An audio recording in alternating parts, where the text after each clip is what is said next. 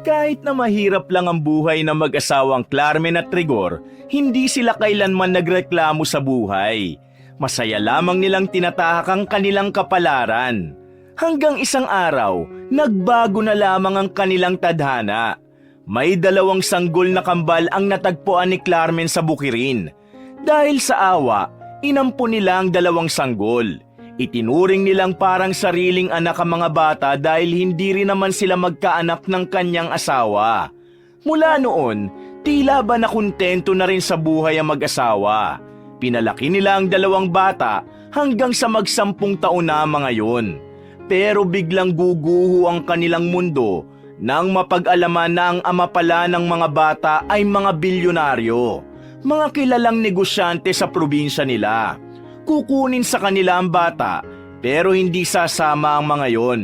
Malalagay sa alanganin ang kanilang buhay. Pero kahit na ganon, hindi susuko ang mag-asawa at kanilang poprotektahan ng kambal. Ano nga kaya ang mangyayari sa kanila ngayong kakalabanin nila ang isa sa pinakamataas na tao sa lugar nila? Magtagumpay kaya silang protektahan ng kambal? Ano nga kaya ang magiging epekto sa kanila kapag nalaman nilang ang ama pala ng 2 bata ay kilalang bilyonaryo? Muli po ninyong samahan si Mr. Hope upang ating sabay-sabay na matunghayan ang mga kasagutan dito lang sa nag-iisang tambayan ng mga pambihirang kwentong buhay. Ang magtanim ay hindi biro, maghapong nakayuko. Ito ang isang kataga na laging sinasabi ni Clarmen sa mga batang nakakausap niya tuwing hapon. Yun kasi talaga ang totoo sa buhay ng isang magsasaka. Sa tagal na ni Clarmen sa pagsasaka, hindi niya maikakaila na walang madali sa trabaho ng mga kagaya nila. Pero kahit na kailan, hindi nagreklamo ang babae sa buhay nila. Para kasi sa kanya, mas maganda ng simple lamang ang kanilang pamumuhay. Hindi rin naman sila nagugutom dahil lahat ng pagkain na kailangan nila matatagpuan naman nila sa kanilang sakahan at taniman. Matagal nang nagsasama sina Clarmen at Rigor. Mula nang maikasal sila 7 taon na ang nakalilipas, nagsama na sila sa iisang bahay. Mabuti na lang, may naipamanang sakahan ng ina ni Clarmen sa kanya at ito ang kanilang kinabubuhay. Magpahinga ka naman. Kanina ka pa nag-aani ng mga kamatis na yan, Rigor. Wika ng babae nang makabalik na ang kanyang asawa galing sa bukid. Ayos lang naman ako. Di naman gaanong mainit ngayong araw kaya kailangan nating makarami ng ani. Alam mo naman na panahon na ng ani ngayon. Baka mamaya maunahan pa tayo ng mga peste. Sagot naman ng lalaking si Rigor. Napakasipag talaga ng asawa ko. Huwag kang mag-alala, akong bahala sa'yo mamayang gabi. Hihilutin ko ang katawan mo. Nakangiti pang wika ni Clarmen sa asawa. Hilot lang? Nanunukso namang sagot ng lalaki. Magtigil ka nga, katatapos lang natin kagabi. Biro lang, to naman. Natatawa na lamang nasabi ni Rigor at sinimula na rin ang pagsasalansa ng mga kamatis. Makulimlim nung hapon na yon. Tanghali pa nagbabadyang umulan ngunit dakong 4:00 lang ito tuluyang bumuhos. Napakapina lamang ang mag-asawa habang nakatingin sa labas ng bintana. Pinagmamasdan lang nila ang kanilang sakahan habang magkatabing nakaupo sa tapat ng kanilang bahay. Kapag yumaman tayo, yung banda doon, tatayuan natin ang bodega yon. Sabi ni Rigor, mararamdaman ang kasiyahan sa tinig nito. Matagal na nitong sinasabi ang bagay na yon. Kahit na papaano, natutuwa si Clarmen dahil ramdam niyang may plano sa buhay ang kanyang asawa. Matagal pa tayo yayaman. Sa ngayon, makontento na muna tayo kung anong binibigay sa atin ng Panginoon. Ang kasama lang kita, masaya na ako. Sinuklian ni Clarmen ng malapad ng ngiti si Rigor. Sandali namang naglapat ang kanilang labi. Ganon kasimple at ganon kasaya ang kanilang pamumuhay. Tahimik, payapa, malayo sa ingay ng bayan. Ang ganong klase ng buhay ay maituturing na nilang kayamanan. Kaya kahit minsan binabagyo sila ng problema, nagagawa pa rin nilang makabangon. Kinagabihan, mas lumakas pa ang ulan. Wala namang napapabalitang may bagyo. Pero nawalan na ng kuryente sa buong lugar nila. Hindi sila makalabas dahil sa lakas ng hangin. Wala rin naman silang kandilang nabili dahil hindi rin naman nila inaasahan na ganun pala kalakas ang ulan. Naku Rigor, ang dilim-dilim. Paano tayo makakabili ng kandila kina Aling Pepang nito? Ang lakas ng hangin sa labas. Nag-aalalang wika ni Carmen. Ako na ang lalabas. Dumito ka lang ha? Sabi naman ni Rigor. Hindi pwede, wag. Kita mong malakas nga ang hangin oh. Baka mamaya tamaan ka pa ng kung anong lumilipad dyan. Sagot naman ni Carmen. Talaga namang kasing malakas ang hangin sa labas. Nagkakalampagan nga ang mga bubong ng bahay sa di kalayuan. Mabuti na lamang at dumating ang kaibigan ni Rigor na si Napoy. May dala-dala itong malaking lampara. Oh, parang Rigor, kunin mo itong lampara. Hindi uubra ang kandila, malakas ang hangin. Ito, gamitin nyo na muna. Marami naman kaming lampara sa bahay eh. Sabi ni Napoy nang lumapit ito sa bahay nila. Naku, nag-abala ka pa. Naulanan ka pa tuloy. Nag-aalala namang wika ni Rigor. Pare, pumasok ka na muna rito sa bahay at magkape ka para naman mainitan ka. Naku, baka magkasakit ka. Yari ka na naman kay Linda niyan. Natatawa na lamang na wika ni Carmen. Maraming salamat ah, sabi ni Napoy. Kami nga ang dapat magpasalamat sa iyo, Napoy. Hindi kasi talaga kami makalabas. Tugon naman ng babae.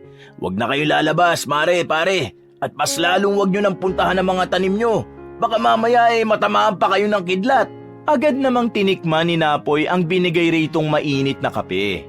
Habang nagkukwentuhan ang dalawang lalaki sa tapat ng bahay, ipinagpatuloy na lamang ni Carmen ang pagtatahi. Kinakabahan ng babae noong mga sandaling yon. Mabuti na lamang kahit na papaano'y sementado na rin ang bahay nila. Hindi na siya mag-aalala na baka liparin ang buong tirahan nila. Tumagal ng halos 5 oras ang malakas na hangin. Pagdating ng alas 12 ng gabi, maulan-ulan na lang pero wala na rin ang humahampas na hangin sa kanilang lugar. Nakahinga na ng maluwag ang mag-asawa. Nagpaalam na rin naman si Napoy sa kanila. Natulog na lamang din sila nung gabing yon. At paggising nila kinabukasan ng umaga, agad nilang tinungo ang kanilang bukirin. Dito nila napag-alaman na nasira pala ang ilang pananim nila. Pero mabuti na lang ay hindi yun ganun karami. Napilitang anihin na lamang na mag-asawa ang mga pananim na iba kesa naman masira pa ito ng malakas ulit na ulan. Sinamantala nila ang pagkakataon na sumisikat na ang araw. Dakong alas 9 na rin nang matapos sila. Mahal, punta lang ako sa kabilang bahay ha. Hahatid ko lang itong lampara kay Napoy. Maganda-ganda na rin naman ang panahon eh. Sabi ni Rigor sa babae. Sige, sisimulan ko ng maggatong dito. May mga tuyo pa namang kahoy. Sagot naman ito at sandali pang humalik si Rigor sa kanyang noo. Sinimulan na ni Carmen ang pagsasalang. Inilaga na muna niya ang baboy at nang maalalang wala palang bawang, naisipan na muna niyang tumungo sa kanilang taniman para sana pumitas na lang. Habang naglalakad siya sa kanilang bukirin, meron siyang narinig na parang iyak ng sanggol. Nung una ay hindi niya yun pinansin. Ang akala niya kasi meron lang mag-ina sa paligid. Pero nang marinig niya ulit yun, nagtaka na siya dahil 2 sanggol na ang kanyang naririnig na umiiyak. Kinain na siya ng kanyang kuryosidad. Hinanap na niya kung saan nagmumula ang iyak. Hanggang sa makalagpas na nga siya sa kanilang bukirin. Nakarating na siya sa liblib na parte. Nang muling umiyak ang 2 sanggol, dito niya na natagpuan ang mga yon. Nakita niya ang kambal na bata na nakabalot sa makapal na tela. Base sa pagkakasuri ng babae, mukhang kalalagay lang ng 2 sanggol sa pwestong yon. Diyos ko, sino bang walang pusong inang naglagay nito rito? Nag-aalala niyang wika. Hindi na muna niya kinuha ang 2 sanggol. Nagmadali siyang tinungo ang kanyang asawa sa bahay nila Napoy. Nang balikan niya ang 2 sanggol, kasama niya na si Rigor at ang mag-asawang Napoy at Linda. Maging ang mga yon ay hindi rin makapaniwala. Mukhang mayaman ang 2 batang ito. Ang gaganda ng kutis. At tignan nyo, may mga pangalan sa tela. Wika ni Linda. Agad namang binasa ni Carmen ang nakalagay na pangalan ng 2 bata. John Dave, Jenica. Sabi pa ni Carmen matapos mabasa ang 2 pangalan. Rigor, mukhang ito na ang matagal yung iniintay ni Kumare. Sabat naman ni Napoy. Ha? Anong sinasabi mo? Nagtatakang tugon ni Rigor. Di ba matagal nyo nang iniintay na magkaanak? Baka ito na ang kaloob ng Diyos sa inyo. Biruin mo, sa dami ng lugar na pwedeng pag-iwanan ng dalawang yan, dito pa talaga malapit sa bukirin ninyo ni Mare. Mare, Clarmen, kunin nyo na ang dalawang bata. Baka kayo talaga ang karapat-dapat na maging magulang nila. Tinapik pa ni Napoy ang balikat ni Clarmen. Nagkatinginan si Clarmen at ang lalaking si Rigor. Pareho silang napaisip. Kapag tinitingnan nila ang mukha ng dalawang sanggol, nakakaramdam sila ng awa. Naisipan naman nilang dalhin yon sa pamunuan. Pero dahil nga malayo sa kanilang barangay at nababahala rin sila na baka mapunta lang sa maling tao ang dalawang bata, dinala na lamang nila ang mga yon sa kanilang bahay. Clarmen, mahal, tama ba talagang kinuha natin sila? Tanong ng lalaking si Rigor nang makabalik na sila sa kanilang bahay. Kesa naman ibigay natin ito sa pamunuan natin, mapapabayaan lang ito. O baka mamaya mapunta lang sa mga irresponsabling tao. Dahilan naman ng babae. Paano kung may magtanong kung kaninong anak yan? Alam nilang hindi tayo magkaanak, di ba? Laman pa nga tayo ng tsismisan kung minsan. Rigor, sasabihin natin sa kanila na anak ito ng kamag-anak ko. Pinaampun sa atin. Wala naman na silang pakialam doon. Sagot pa ng babae at habang inaayos ang hihigaan ng dalawang sanggol. Mula nang dumating ang dalawang sanggol na tinawag nilang sina Janjan at Jenjen, tila nagkaroon ng pagbabago ang kanilang buhay. Nananatili na lang sa bahay ang babaeng si Clarmen, habang ang lalaking si Rigor naman ang siyang nag-aani at nagbebenta ng mga pananim nila. Tila ba natuon na lamang ang atensyon ni Clarmen sa mga bata. Bagay na ikinatutuwa rin naman ni Rigor. Dahil sa wakas, naranasan na rin ni Clarmen ang maging isang ina. 2 buwan pa ang nakakalipas mula nang dumating sa kanila ang dalawang bata. Pero pakiramdam ni Clarmen, may parte ng kanyang pagkatao ang nabuo mula nang makilala niya sina Janjan at Jenjen. Kumusta ka naman, mahal? Baka naman napapabayaan mo na ang sarili mo, ha? Tanong ni Rigor nang dumating ito galing sa kanilang bukirin. Ayos lang naman ako. Ang mahalaga naman sa akin nakikita silang malusog. Tingnan mo, masaya silang nandito ka. Masayang sabi ni Clarmen. Uy, Janjan, Jenjen, wag masyadong pasaway kay mama, ha? Dapat mabait lang kayo para hindi mapagod ang mama. Ngumingiti sila sa akin.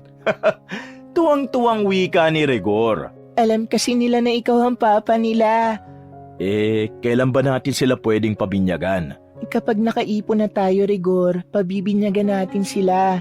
At apelyido mo ang gagamitin nila. Nakangiting wika ni Clarmen.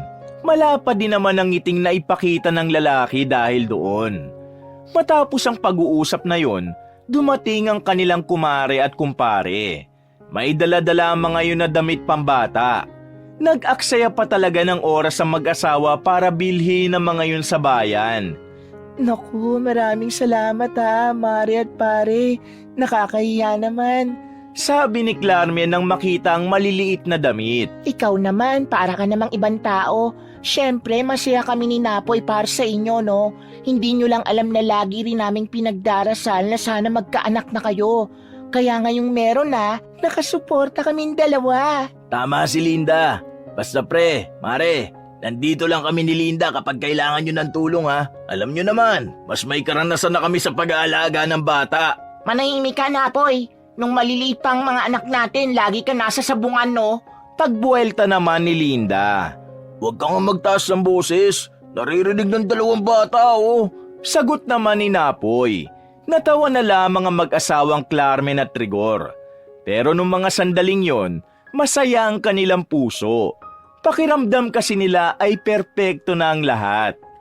Naging mabilis ang paglakad ng panahon. Lumipas ang 10 taon. Tuluyan na ngang sila ang tumayong mga magulang ng batang sina Janjan at Jenjen. Ginawa nila ang lahat ng kanilang makakaya para mabigyan ng maayos na buhay ang kambal. Napabinyagan nila ito na pag-aral at nasa ika-4 na baitang nasa elementarya sa kasalukuyan. Lumaki rin namang mababait at masunuri na magkapatid. Pero paminsan-minsan, sadyang pasaway ang batang lalaki na si Janjan. Mama, si kuya po may kaaway sa labas. Nagulat ang mag-asawang Clarmen at Rigor nang bumalik ng bahay si Jenjen at yun ang bungad sa kanila. Binitiwan ng mag-asawa ang mga naaning pananim at agad na pinuntahan kung nasaan si Janjan. Mabuti na lang ay nakarating sila agad. Naawat nila si Janjan na susuntukin na sana ang isa pang bata. Agad silang humingi ng paumanhin sa magulang ng bata. Pag-uwi nila sa bahay, nakatikim ng sermon ang batang si Janjan. Kailan ka pa natutong manakit, Janjan? Ganyan ba ang tinuro namin sa'yo? Di ba lagi naming pinapaalala ng mama ninyo na kapag may nangaaway sa inyo, isumbong nyo lang sa amin o kaya isumbong sa magulang nila. Hindi solusyon ang pananakit. Naiintindihan mo ba, Janjan? Sabi ni Rigor. Mararamdaman ang pagiging ama sa tinig nito. Kaya nakayuko lamang ang bata habang pinagagalitan. Ano ba kasi ang nangyari? Bakit ka mananakit ng ganon? Tanong naman ni Clarmen. Kasi po, sinasabihan nila kayong marumi palagi ang kamay at paa. Nilalait po nila kayo.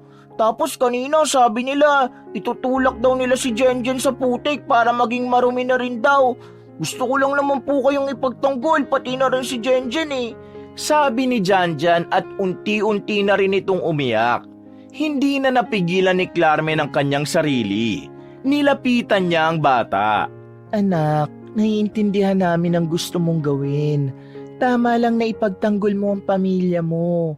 Pero may ibang paraan para gawin yun. Kahit na kailan hindi magiging maganda sa paningin ng Diyos ang pananakit, ha? Laging mas may mapayapang paraan. Naiintindihan mo ba, anak? Opo, Mama. Mangako ka na hindi mo na uulitin yon. Sabi naman ni Rigor.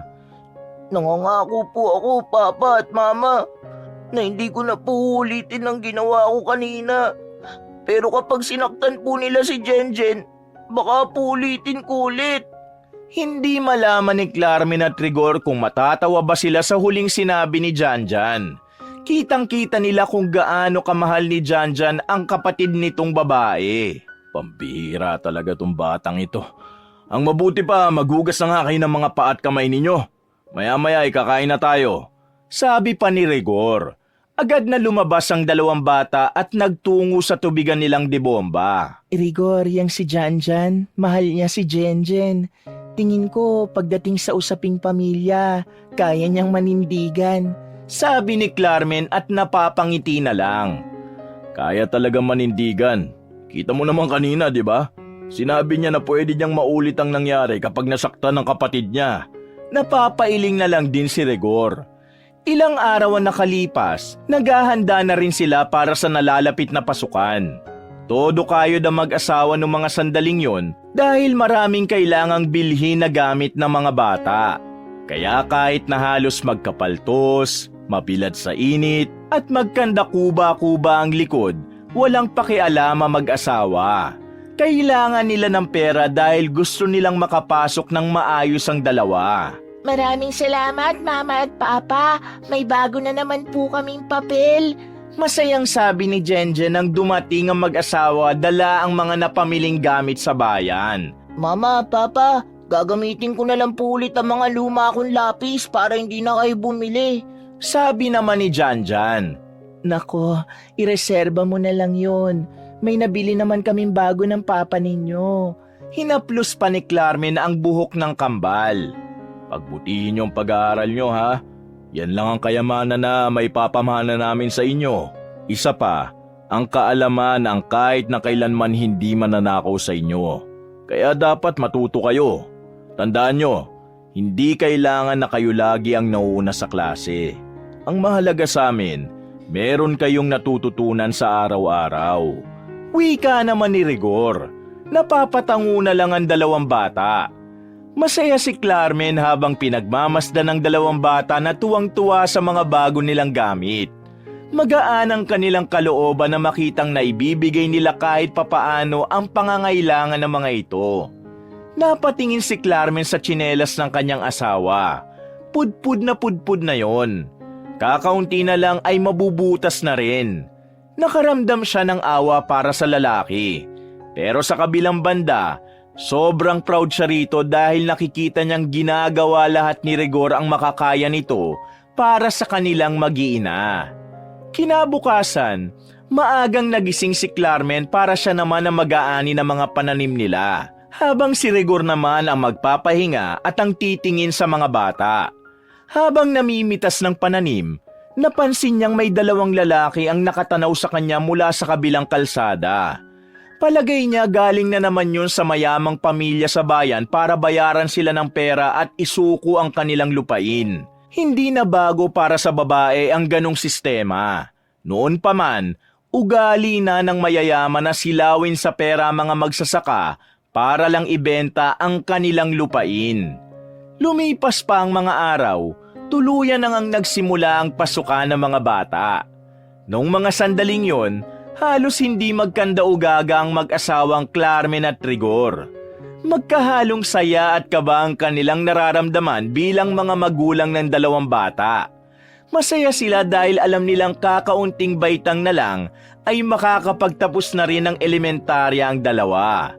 Kinakabahan naman sila dahil mawawala sa paningin nila sandali ang kanilang mga anak. Kahit na 10 taon na rin naman ang nakalipas, pakiramdam ni Carmen ay mga baguhang magulang pa rin sila. Bagay na mas kinasasaya nilang gawin.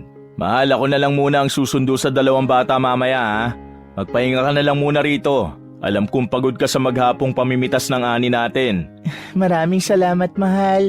Masakit nga ang likod ko. Ganito siguro talaga kapag tumatanda na.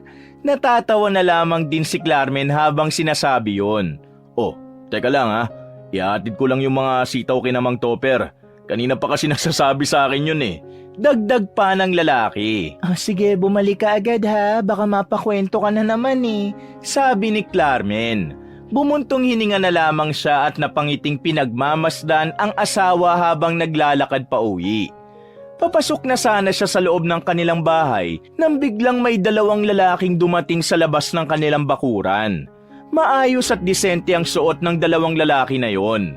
Sa unang tingin, aakalaing ang mga ito ang mga ahente ng isang kumpanya. Pero nang titigan ni Carmen ang tingin ng mga yon, ay nakaramdam siya ng hindi maganda. Hindi siya umalis sa kanyang kinalalagyan ngunit kinausap niya mga yon. Sino ho kayo at bakit ho kayo narito?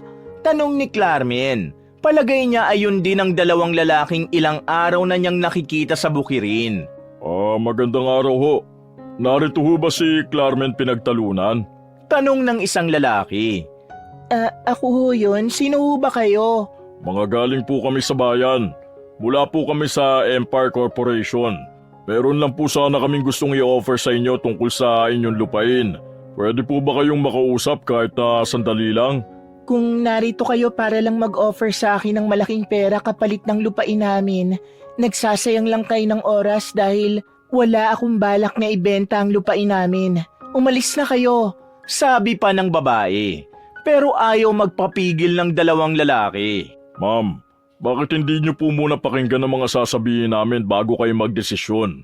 Sa mga piling tao lang namin ino-offer ang ganito, ma'am. Pwede ho ba kaming pumasok? Ay hindi pwede, dyan lang kayo. Hindi niyo ako masisilaw sa pera ninyo.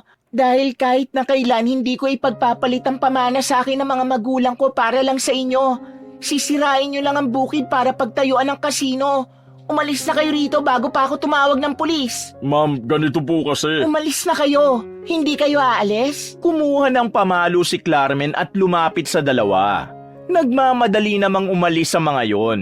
Nagkandadapa-dapa pa sila para lang makaalis.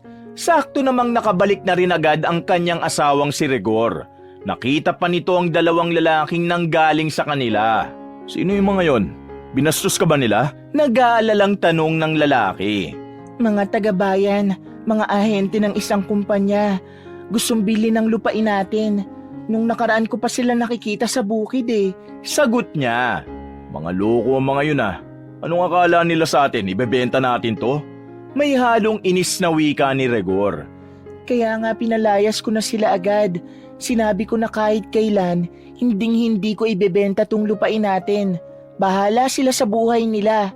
Napabuntong hininga na lang ang babaeng si Carmen. Bigla niyang naalala ang sinabi sa kanya ng kanyang ina na kahit na kailan, ang kanilang lupain ang magiging yaman nila kaya dapat ay manatili ito sa kanilang pangalan. Maya-maya pa, umalis na rin si Rigor para sunduin ang mga bata. Naiwan na namang mag-isa ang babae sa kanilang bahay. Naghanda na lamang siya ng kanilang magiging hapunan. Mabilis na lumipas sa mga sandali, nakauwi na rin ang mag-aama. Masiglang lumapit sa kanya si Janjan. Habang ang batang babae naman na si Jenjen ay matamlay na dumiretso sa kanilang silid. Oh, bakit? Anong nangyari sa isang yon? Tanong ni Carmen sa kanyang asawa. Ang sabi niya sa akin, masama daw ang pakiramdam niya. Mainit nga eh.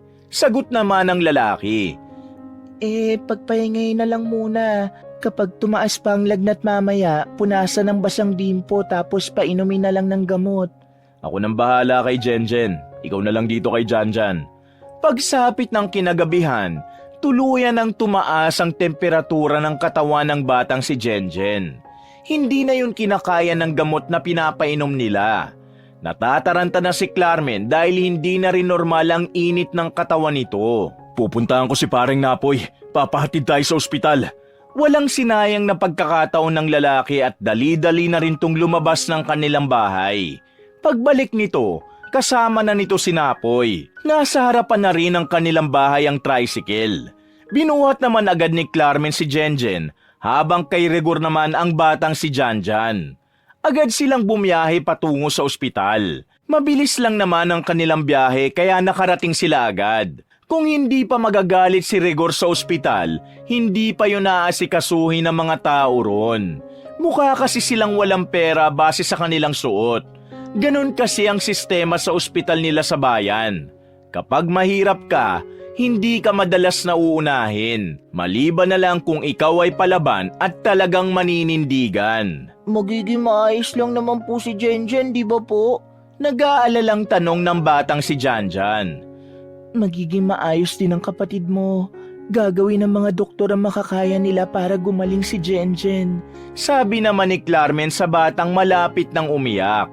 Kahit na kailan wala talagang pagbabago ang sistema sa ospital na to. Kung hindi ka magwawala, hindi ka pa nila papansinin. Dismayadong wika ni Napoy.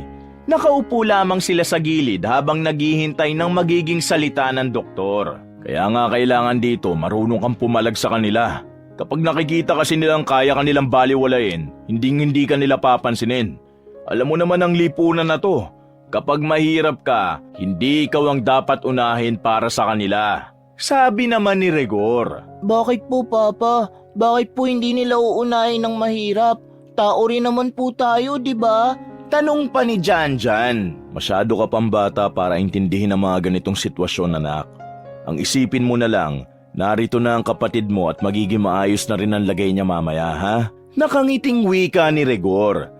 Sa halos 1 oras nilang naghihintay sa labas ng silid ni Jenjen, lumabas na rin ang babaeng doktor at agad din naman silang kinausap. Sa ngayon napatigil na namin ang pagkirot ng kanyang tiyan, pero hindi tayo makakasiguro kung kailan ulit ito sasakit.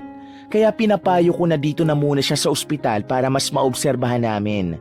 Nang sa ganon, mas mapag-aralan namin kung papaano aalisin ang tumutubong bukol sa gilid ng kanyang bituka. Paliwanag ng doktor. Sandali, anong bukol ang sinasabi ninyo? Nagtataka at nag-aalalang tanong ng babaeng si Carmen. Yun ang hindi pa natin alam. Sa ngayon kasi hindi pa malinaw kung anong klase ng bukol yon. Kaya nga dapat dumito na muna siya sa ospital para maobserbahan at malaman natin kung ano ang bukol na yon.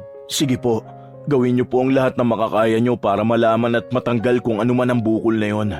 Pakiusap, iligtas niyo po ang buhay ng anak ko. Wika ni Rigor. Tumango na lamang ang babaeng doktor at naglakad na rin palabas. Kailangang maoperahan si Jenjen.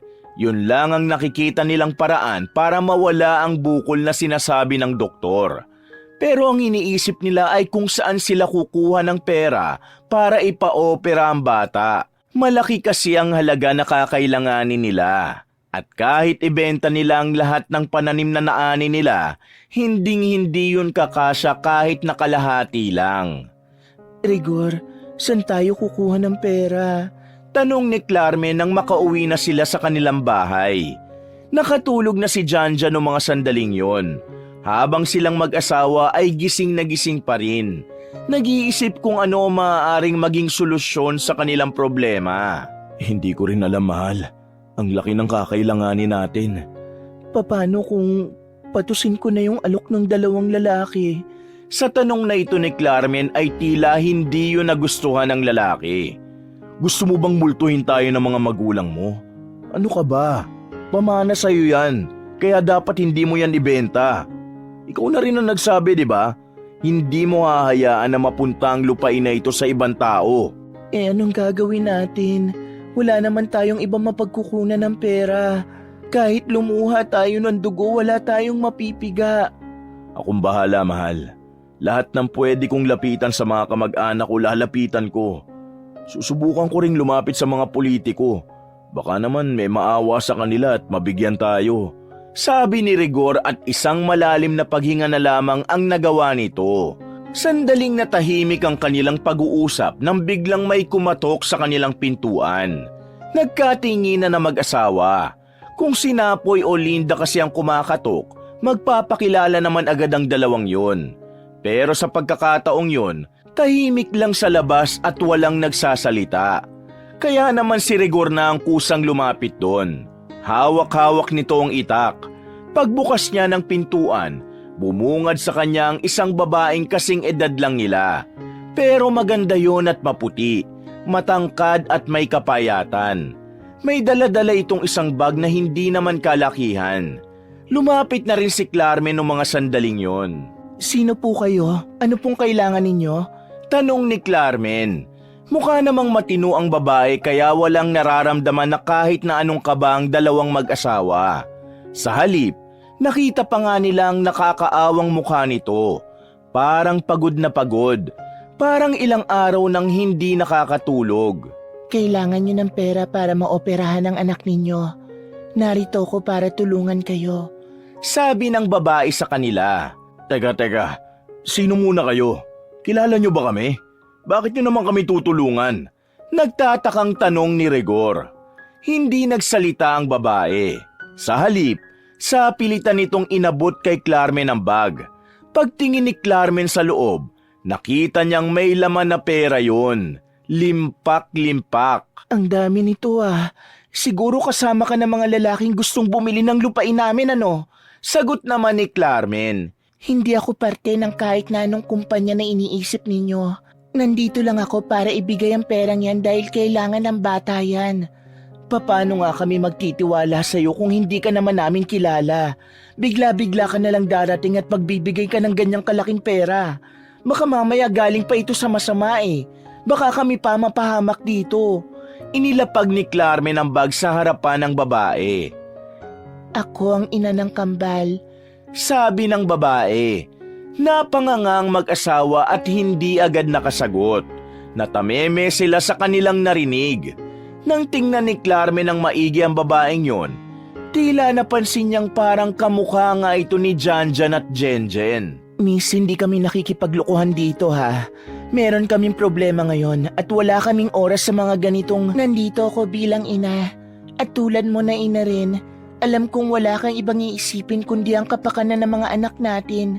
Pero hindi ako pumunta rito para kunin sila at wala sa isip ko na kunin sila dahil mapapahamak sila sa akin. Kaya tanggapin nyo na ang pera. Isipin nyo na lang na para ito sa bata. Magtiwala kayo sa akin. Sabi pa ng babae. Ikaw ang ina? Tapos may lakas ka ng loob ngayon na magpakita? Kung talagang ikaw nga ang ina, napakasama pala ng ugali mong iwan sila sa liblib na lugar 10 taon nang nakakalipas. Tapos ngayon lilitaw ka, magbibigay ka lang ng pera? Ni hindi mo man lang sila gustong makita? Anong klase kang ina? Mararamdaman na ang galit sa tinig ni Clarmen sa mga sandaling yon. Kaya naman pinapakalma na ito ni Rigor. Wala akong oras para magpaliwanag, pero lahat ng ginawa ko noon hanggang ngayon, para yun sa kanilang dalawa. Pakiusap, tanggapin nyo na ang pera. Hindi ako pwede magtagal dito. Hindi ako pwedeng masundan ng mga humahabol sa akin dahil mapapahamak sina John, Dave at Jenica. Hinawakan ng babae ang kamay ni Carmen at naiyak na rin yun. Patawarin mo ko kung ikaw ang sumalo ng responsibilidad na dapat ay sa akin. Pero hindi ako karapat-dapat sa kanila dahil hindi sila ligtas sa pangangalaga ko. Maraming salamat sa pagpapalaki ng maayos sa kanila. Pakiusap, pagtapos ng pag-uusap na to, wag nyo na lang sasabihin sa dalawang bata ang tungkol sa akin. Gusto kong isipin nilang habang buhay na wala silang ina na gaya ko. Sige na, kailangan ko nang umalis. Kunin nyo na ang pera. Sapat na yan para maoperahan si Jenica at para makapamuhay kayo ng mas maayos. Wika ng babae. Paalis na sana yon pero hinabol pa ito ni Carmen. Nahawakan niya ang babae sa kamay. Kung ikaw nga ang ina nila, anong pangalan mo? Tanong niya. Annalisa. Yun ang pangalan ko. Tuluyan ang umalis ang babae at hinayaan na lamang yun ni Carmen. Pagbalik niya kay Rigor, hawak-hawak na ng lalaki ang bag. Nilabas nila ang pera sa lamesa. Hindi sila makapaniwala. Nanlaki ang kanilang mga mata. Carmen, ang laking pera nito. Baka mamaya galing ito sa masama. Baka mamaya mapahamak tayo rito. Tanggapin natin ang perang ito. Sigurado ka ba, mahal? Hindi natin kilala ang babaeng yun.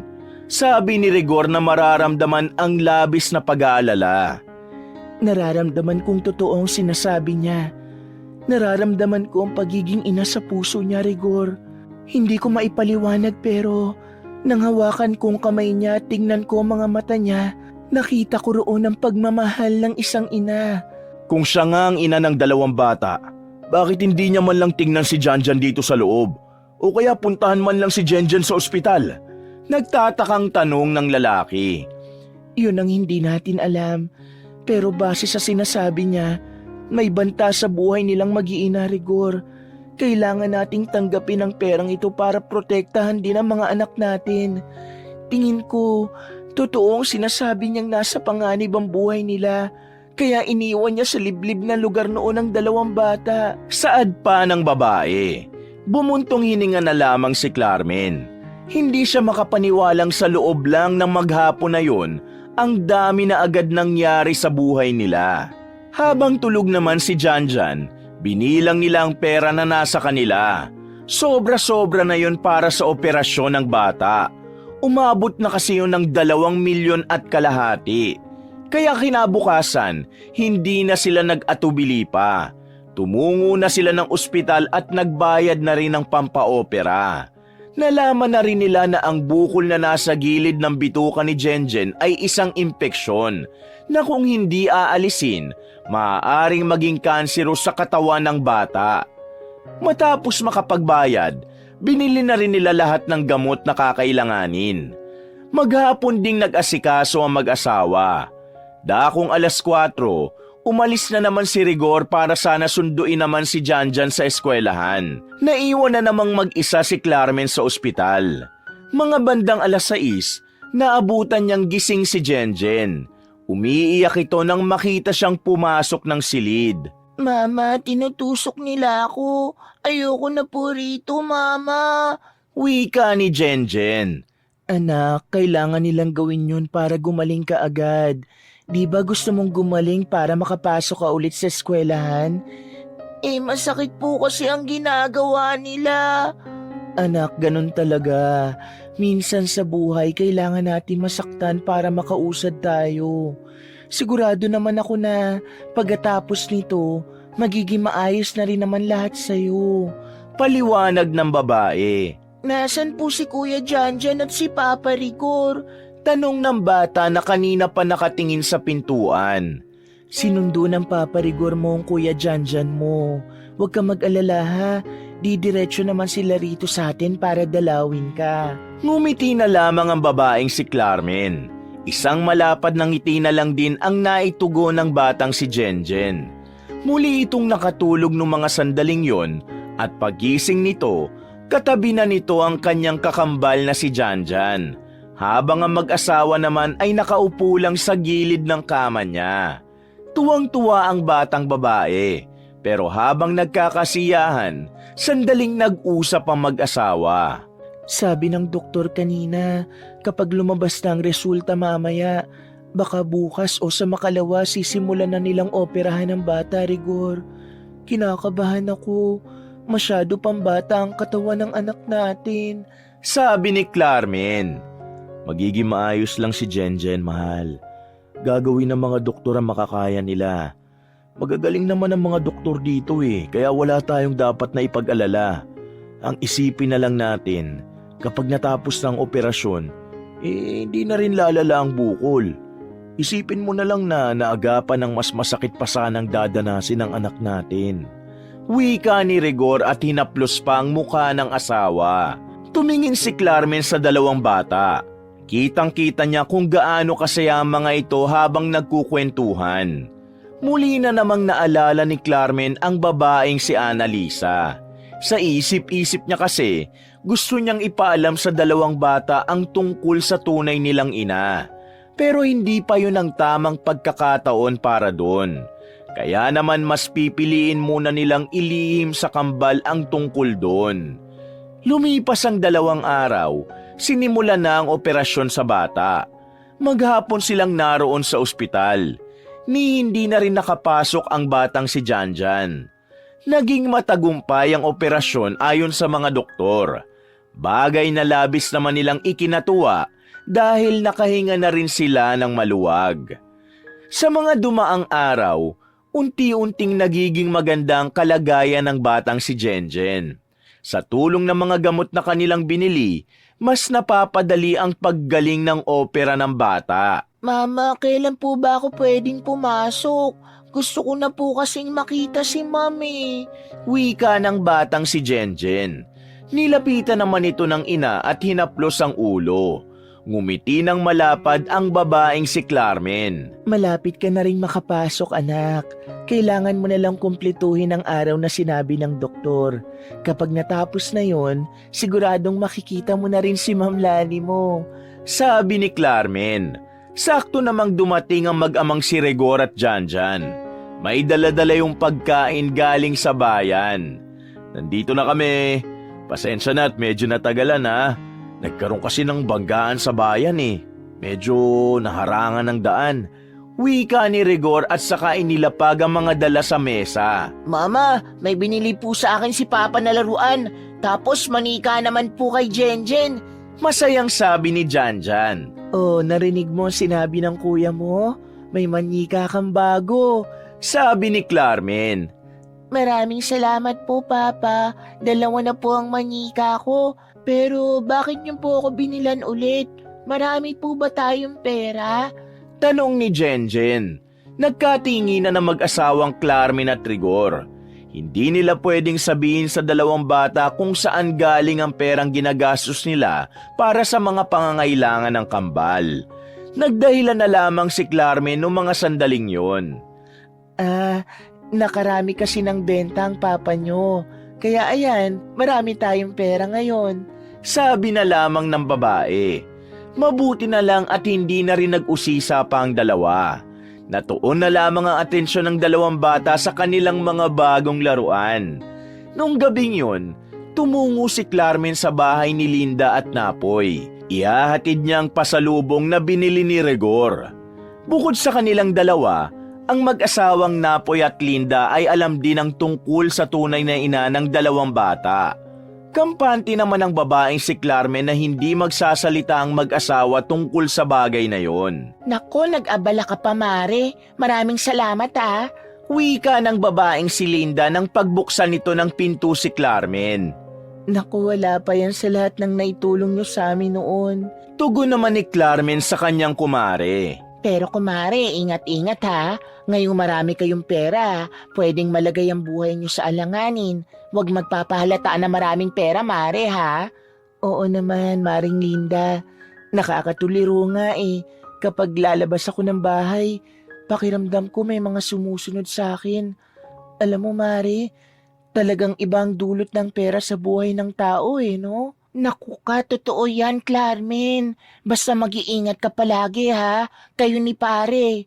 Pagkatapos ng kanilang pag-uusap ay umalis na rin si Clarmin. Naging payapa naman ang gabing yon para sa kanila. Pero kinabukasan, habang abala ang dalawa sa pag-aani ng kanilang tanim sa kanilang bukirin dakong 1:00 ng hapon, may 3 lalaki na dumating. Iba ito kumpara sa naunang 2 lalaki na kumausap kay Clarmin. Noong unay inakala ng mag-asawa na panibagong ahente na naman yon ng ibang kumpanya. Pero kinabahan silang dalawa nang makitang may mga nakasukbit na baril sa tagiliran ng mga yon. Ano pong may paglilingkod namin sa inyo? Tanong ni Rigor sa 3. Nagkatinginan muna ang mga yon. Mga ilang sandali lang, lumapit na ang isang lalaki na mukhang leader ng 3. Maangas itong tumingin kay Rigor. Tindig pa lang ng lalaki, alam na agad ng mag-asawa na walang gagawing matino ito. May tatanong ako sa inyo. Sumagot kayo ng tama.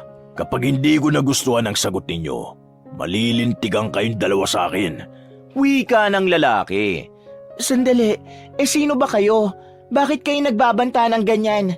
Wala namang kaming kasalanan sa inyo Tanong naman ni Clarmin. Hindi na mahalaga kung sino kami.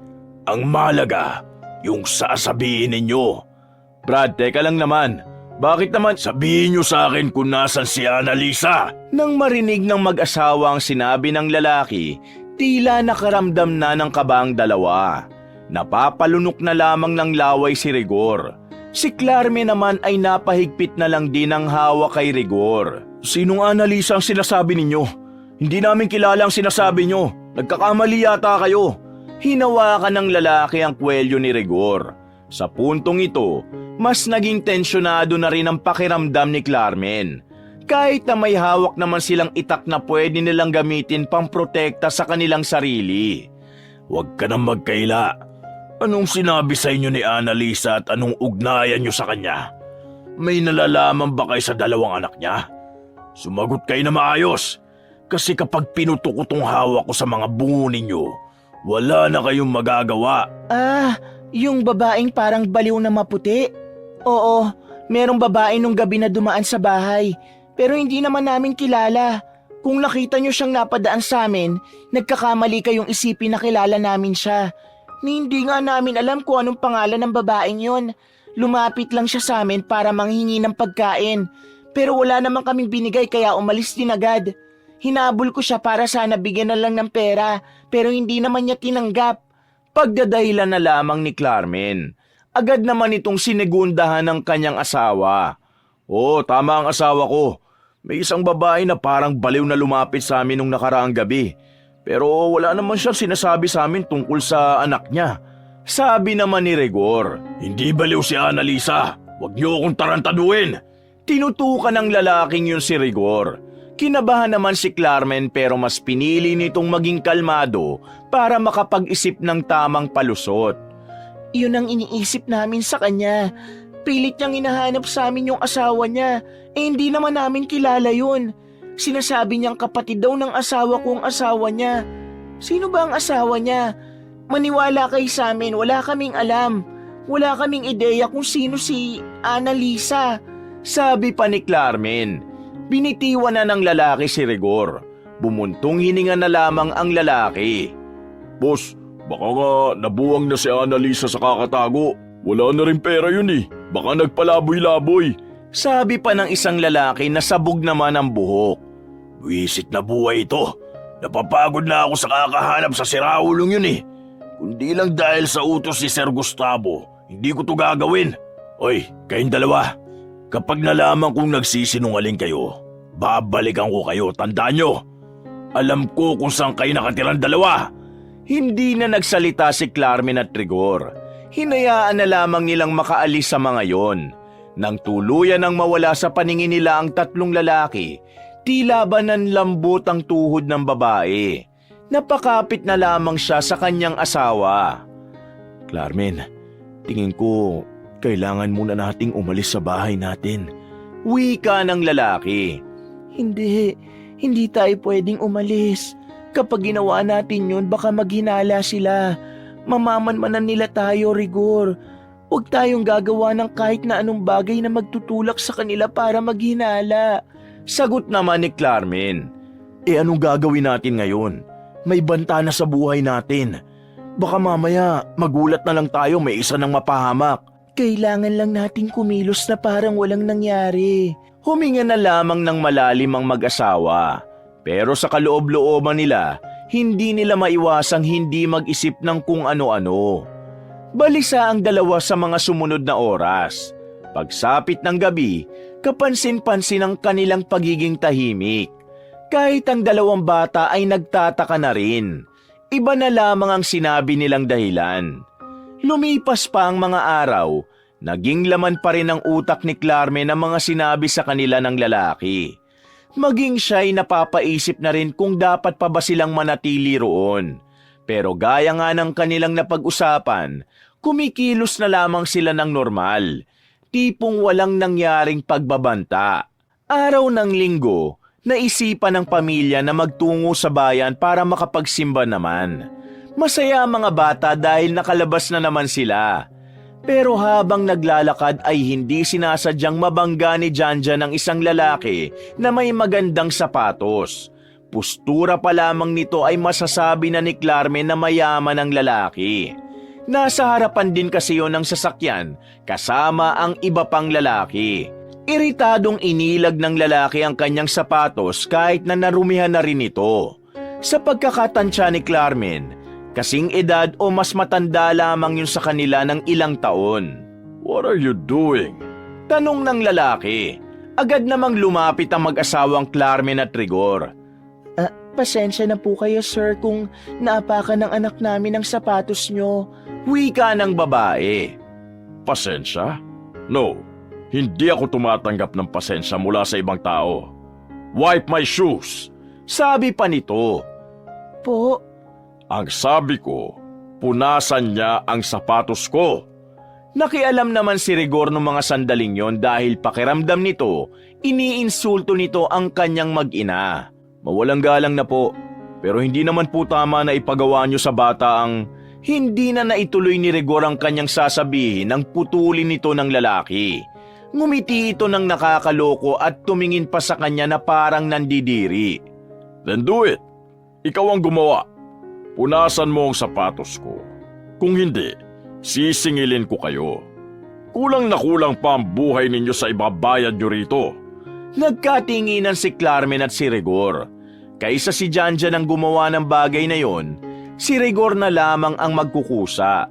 Wala na siyang pakialam sa pride niya. Ang mahalaga, hindi na lumaki pa ang gulo. Ayaw na rin naman kasi ni Rigor na humaba pa ang usapan na yon.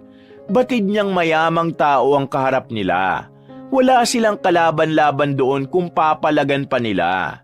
Kumuha ng panyo ang lalaking si Rigor at pinunasan nga ang sapatos ng lalaki. Nang matapos yon ay tinawanan pa sila ng kaharap nila. Next time, subukan ninyong bantayan ang anak ninyo. Sobrang ligalig eh. Wika pa nito. Gigil na gigil si Rigor noon, pero pinapakalma na lamang siya ni Clarmen. Matapos ang insidenteng yon, nagtungo na lamang sila sa loob ng simbahan. Pinagdasal na lamang nila ang lalaking nakausap nila. Makalipas lang ang halos 2 oras, natapos na rin ang misa. Tila nakalimutan na agad nila ang nangyari. Masaya silang lumabas ng simbahan at namili ng sampagita at cotton candy para sa 2 bata. Perpekto na sana ang mga sandaling yon kung hindi lang sana lumitaw muli ang 3 lalaki na kanilang nakausap. Nakasalubong nila yun sa daan. Nagkatinginan sila at bumaba ang tingin ng lalaking yun sa kanilang 2 anak. Nilagpasan lang naman nila yon at nagkunwaring hindi niya nakilala ang 2. Pero hindi nila inaasahang yun na pala ang simula ng kanilang kalbaryo. Kinagabihan, magkakasama silang naghahapunan sa bakuran. naroon din ang mag-asawang si Napoy at Linda. Yun sana ang selebrasyon nila ng tuluyang paggaling ni Jenjen mula sa sakit nito. Nako, nakalibre na naman kami ni Linda ng pagkain sabi ni Napoy at hinampas naman ito ni Linda. Tuwang-tuwa ka naman. Alam nyo itong sinapoy, ang kuripot nito pagdating sa pagkain. Pero kapag sa abong, aba, kahit walang pera yan, biglang nagkakaroon. Buwelta naman ni Linda. Yan ka na naman sinisiraan mo na naman ako sa kanila. Huwag kayong maniwala dyan, Mare at Pare May dalaw kasi si Linda kaya ganyan yan. Natatawa pa si Napoy. Baka naman buntis ka, Mare. Nanunukso namang wika ni Carmen. Ako mabubuntis? Nako, mahina na nga itong sinapoy Mahina ka pala pre. Natatawa namang sabat ni Rigor. Natigil lang ang kanilang kasiyahan nang biglang may kalalakihan na pumasok ng kanilang bakuran. Nang maglabas na ng baril ang mga yon, wala nang nagawa si na Carmen kundi ang mapatayo. Agad na umiyak ang kambal dahil sa karahasan na ginagawa ng mga kalalakihan. Dinakma ng mga yun si Rigor at Napoy at iginilid. Ano bang ginagawa nyo rito? Sinabi ko na sa inyo, hindi namin kilala si Annalisa. Sabi ni Carmen. Di ba sinabi ko sa inyo na kapag nagsinungaling kayo sa akin, babalikan ko kayo? Ako pa ang gagaguhin nyo? Mga lintik pala kayo Ayoko mapahamak kay Sir Gustavo, no? Kaya ngayon, umamin kayo sa akin. Nasaan si Annalisa? Tanong lang lalaking tumatayong pinuno ng mga armado. Bakit ba ang kulit mo? Sinabi na nga namin na hindi namin siya kilala at mas lalong wala kaming ideya kung nasaan siya. Sabat ni Rigor. Sinampal ito ng lalaki na malakas. Mas lalo namang umiyak ang dalawang bata. Hindi nyo kilala si Annalisa? Sige, itong sagutin ninyo. Bakit kamukha ni Annalisa ang dalawang batang ito? Sumagot kayo! Anong kamukha ang pinagsasasabi mo? Anak namin yan. Ako ang nagluwal dyan. Kami ang nagpalaki dyan. Mga nakadroga ba kayo at bakit kayo ganyan mag-isip? Sabi pa ni Carmen. At dahil dito, tuluyan ang nairita ang lalaking may hawak ng baril. Akmang lalapitan na nito ang babae nang biglang nakawala si Rigor. Inagaw nito ang baril ng katabi niya at agad na tinutukan ng lalaki. Subukan mong kantiin ang pamilya ko. Hindi ako magdadalawang isip na iputok to sa'yo. Bitiwan mo ang baril mo, pati ang mga kasama mo. Kung hindi ipuputok ko talaga to sa bungo mo. Bitiwan mo! Galit na wika ni Rigor. Walang nagawa ang lalaki. Marahan itong binitiwan ng baril, pati na rin ang mga kasamahan nito. Ngayon umalis kayo. Umalis kayo rito at wag na kayong babalik. Walang nagawa ang mga lalaki. Masama ang tingin nito sa kanila habang naglalakad palabas ng bakuran. Inambahan pa yon ni Napoy ng suntok. Nang mawala na ang mga lalaki ay nakahinga na rin ng maluwagan lahat. Agad namang ipinasok ni Linda ang dalawang bata. Isa-isa namang kinuha ni Napoy ang baril sa lapag. Nung mga sandaling yon, kabado pa rin si Carmen. Itago lang natin ang mga baril na yan. Para sa susunod na punta nila, may magagamit tayo. Sabi ni Rigor. Mahal, alam mong masama ang pumaslang ng tao. Carmen, kung malalagay kayo sa alanganin, wala na akong pakialam kung masama o hindi. Basta ang akin lang, kailangan ko kayong protektahan. Pero tingin ko, kailangan na talaga nating umalis dito. Meron ng ideya ang mga lalaking yon. Sa susunod nilang balik dito, nakasisiguro kung hindi lang ganito ang mangyayari. Isang malalim na paghinga na lamang ang nagawa ni Rigor. Napahigpit ang hawak ni Carmen sa kamay ng kanyang asawa. Makalipas lang ang ilang sandali, magkakasama pa rin sila sa loob ng bahay. Nakatulog na lamang ang dalawang bata sa kakaiyak. Hindi sila makatulog. Para silang minumulto ng pagbabanta ng mga armadong lalaking yon. Dakong 4:00, pinaidlip na ni Carmen si Rigor. Ang kasamang gising na lamang ni Carmen ay ang mag-asawang sina Linda at Napoy. Carmen, matulog ka na. Kami nang bahala ni Linda na magbantay dito. Sabi ni Napoy sa kanya. Ayos lang ako. Hindi rin naman ako dinadalaw ng antok. Uy, pasensya na kayo kung nadadamay kayo rito ha. Nakakahiya na. Nalagay pa sa alanganin ang buhay ninyo. Sabi ni Carmen sa kanila. No ka ba, Maring Carmen? Malaki rin naman ang utang na loob namin sa inyo. Nakakalimutan mo na bang nung may sakit ang bunsong anak namin, kayo nag-asikaso at nagatid sa kanila sa ospital kasi wala kami pareho? Kung hindi dahil sa inyo, baka kung anong nangyari sa anak namin noon. Kaya itong ginagawa namin, bumabawi lang kami sa kabutihan ninyo. Hinawakan pa ni Linda ang kanyang kamay. Sumapit na ang kinaumagahan na natiling mulat ang mata ni Carmen. Pero dakong 8:00 ay nakatulog na rin ito nang magising na ang lalaking si Rigor. Hindi na rin muna pinapasok sa eskwelahan ng 2 bata dahil na rin sa nangyari. Nagising lamang si Carmen nang alugin siya ni Rigor. Napabangon siya nang marinig ang sinasabi ng asawa. Carmen, gising. Kailangan muna nating umalis dito. Ha? Bakit? Tanong niya. Nakita ni Linda sa kanto ang mga lalaking nandito kagabi. May kasama na silang marami. At parang kasama ng mga yun ang pinaka-boss nila. Pakiramdam ko, yun ang asawa ni Annalisa. Nagmamadaling bumangon ang babae. Takot na takot siya sa kanyang nalaman. Agad nilang inihanda ang 2 bata. Dinala na rin nila ang mga gamit na kakailanganin nila. Dala na rin nila ang perang binigay sa kanila ng babaeng si Annalisa. Hindi man nila alam kung saan ang destinasyon nila, tumakbo na rin sila paalis. Kailangan lang nilang makalayo. At nung mga sandaling yon, wala na silang pakialam kung pagtinginan sila ng ibang tao. Nang makarating na sila sa kalsada, isang itim na sasakyan ang tumigil sa kanilang harapan. Kabadong-kabado ang mag-asawa ng mga sandaling yon. Pero nang ibaba na ang salamin ng sasakyan, isang lalaking naka-eyeglass ang bumungad sa kanila. Sumakay na kayo, Rigor, Carmen. Sino ka? Tanong ni Rigor. Mapapahamak ang 2 bata kung magtatanong ka pa ng ganyan. Sakay na! Kahit na nagdududa sila sa lalaki, mabilis na lamang silang pumasok sa loob ng sasakyan. Agad namang pinaharurot ng lalaki ang sasakyan, kaya madali silang nakaalis sa kanilang lugar. Nang nakalayo na sila, itinigil na muna ng lalaki ang sasakyan sa isang liblib na lugar. Lumabas ito at sumunod naman ang mag-asawa. Alam kong nagtataka kayo kung sino ko. Kaya magpapakilala muna ako para mabawasan ang pagkabahala nyo. Ako si Eric. Magkakilala kami ni Annalisa. Sa katunayan, akong pinagkakatiwalaan ni Annalisa tungkol sa kaligtasan ng 2 bata sa sitwasyon na ito. Teka, naguguluhan kami.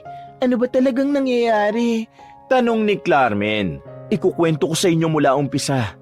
Kaya makinig kayo ng maigi, ha? Wika ni Eric at huminga pa ito ng malalim. Sa hindi malamang dahilan, mas lalong tumaas ang level ng kaba ng babae. Pakiramdam niya, mas magdudulot ng takot sa kanya ang mga malalaman nila mula kay Eric. Sa reaksyon pa lang kasi ng mukha ng lalaki, pakiramdam nila ay mabigat na problema ang daladala nito. Ang asawa ni Annalisa ay si Gustavo. Siya ang boss ng mga lalaki nang gugulo sa inyo. Si Gustavo ay anak ni Don Felix. Mayamang tao si Don Felix. Pero hindi nito makasundo ang nag-iisang anak na si Gustavo. Kaya naman naisipan ng Don na kapag nagkaanak si Gustavo, sa 2 bata ipapamana ang lahat ng kayamanan sa oras na mawala na ang matanda sa mundo. Ilang buwan bago ipanganak ang kambal, biglang namatay si Don Felix. Ang sabi, inatake raw sa puso. Pero may hinala kami ni Annalisa na baka may ginawa si Gustavo. Akala kasi niya kapag nawala na ang kanyang ama, makukuha na niya ang yaman. Pero ang hindi niya alam, bago ipanganak ni Annalisa ang kambal, sa kambal na nakapangalan ng lahat ng yaman ng Don. Dahil dito, nagalit si Gustavo. Kahit sariling anak niya, handa niyang patayin para lang sa yaman.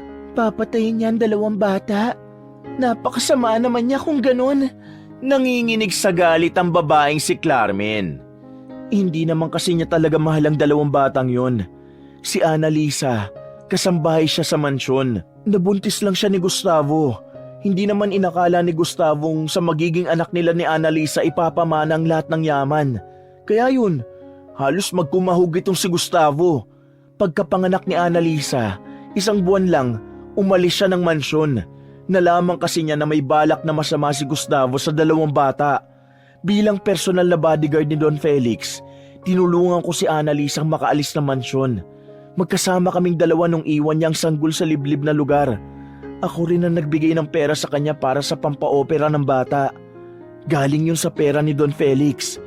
Ngayon, hindi ko na alam kung nasan si Annalisa. Nung nakaraang linggo, umalis siya para sana dalawin ng 2 bata. Pero mukhang hindi naman siya nakarating. Pagpapatuloy pa ng lalaki. Hindi naman sa ayaw ko sa 2 bata ha. Tinuring ko ng anak yun at mahal na mahal ko sila. Pero nagtataka lang naman ako. Bakit hindi nyo na lang inilayo ang 2 bata dito para mas ligtas sila? Kita mo ngayon, nalagay sila sa alanganin kasi nasa amin. Wala naman kaming laban sa mga yun Wika ni Rigor. Hindi ganon kadaling itakas ang 2 bata. Si Gustavo, marami siyang koneksyon, lalo na sa mga airport. Sa oras na mamataan si Annalisa at ang 2 bata, tapos na ang lahat.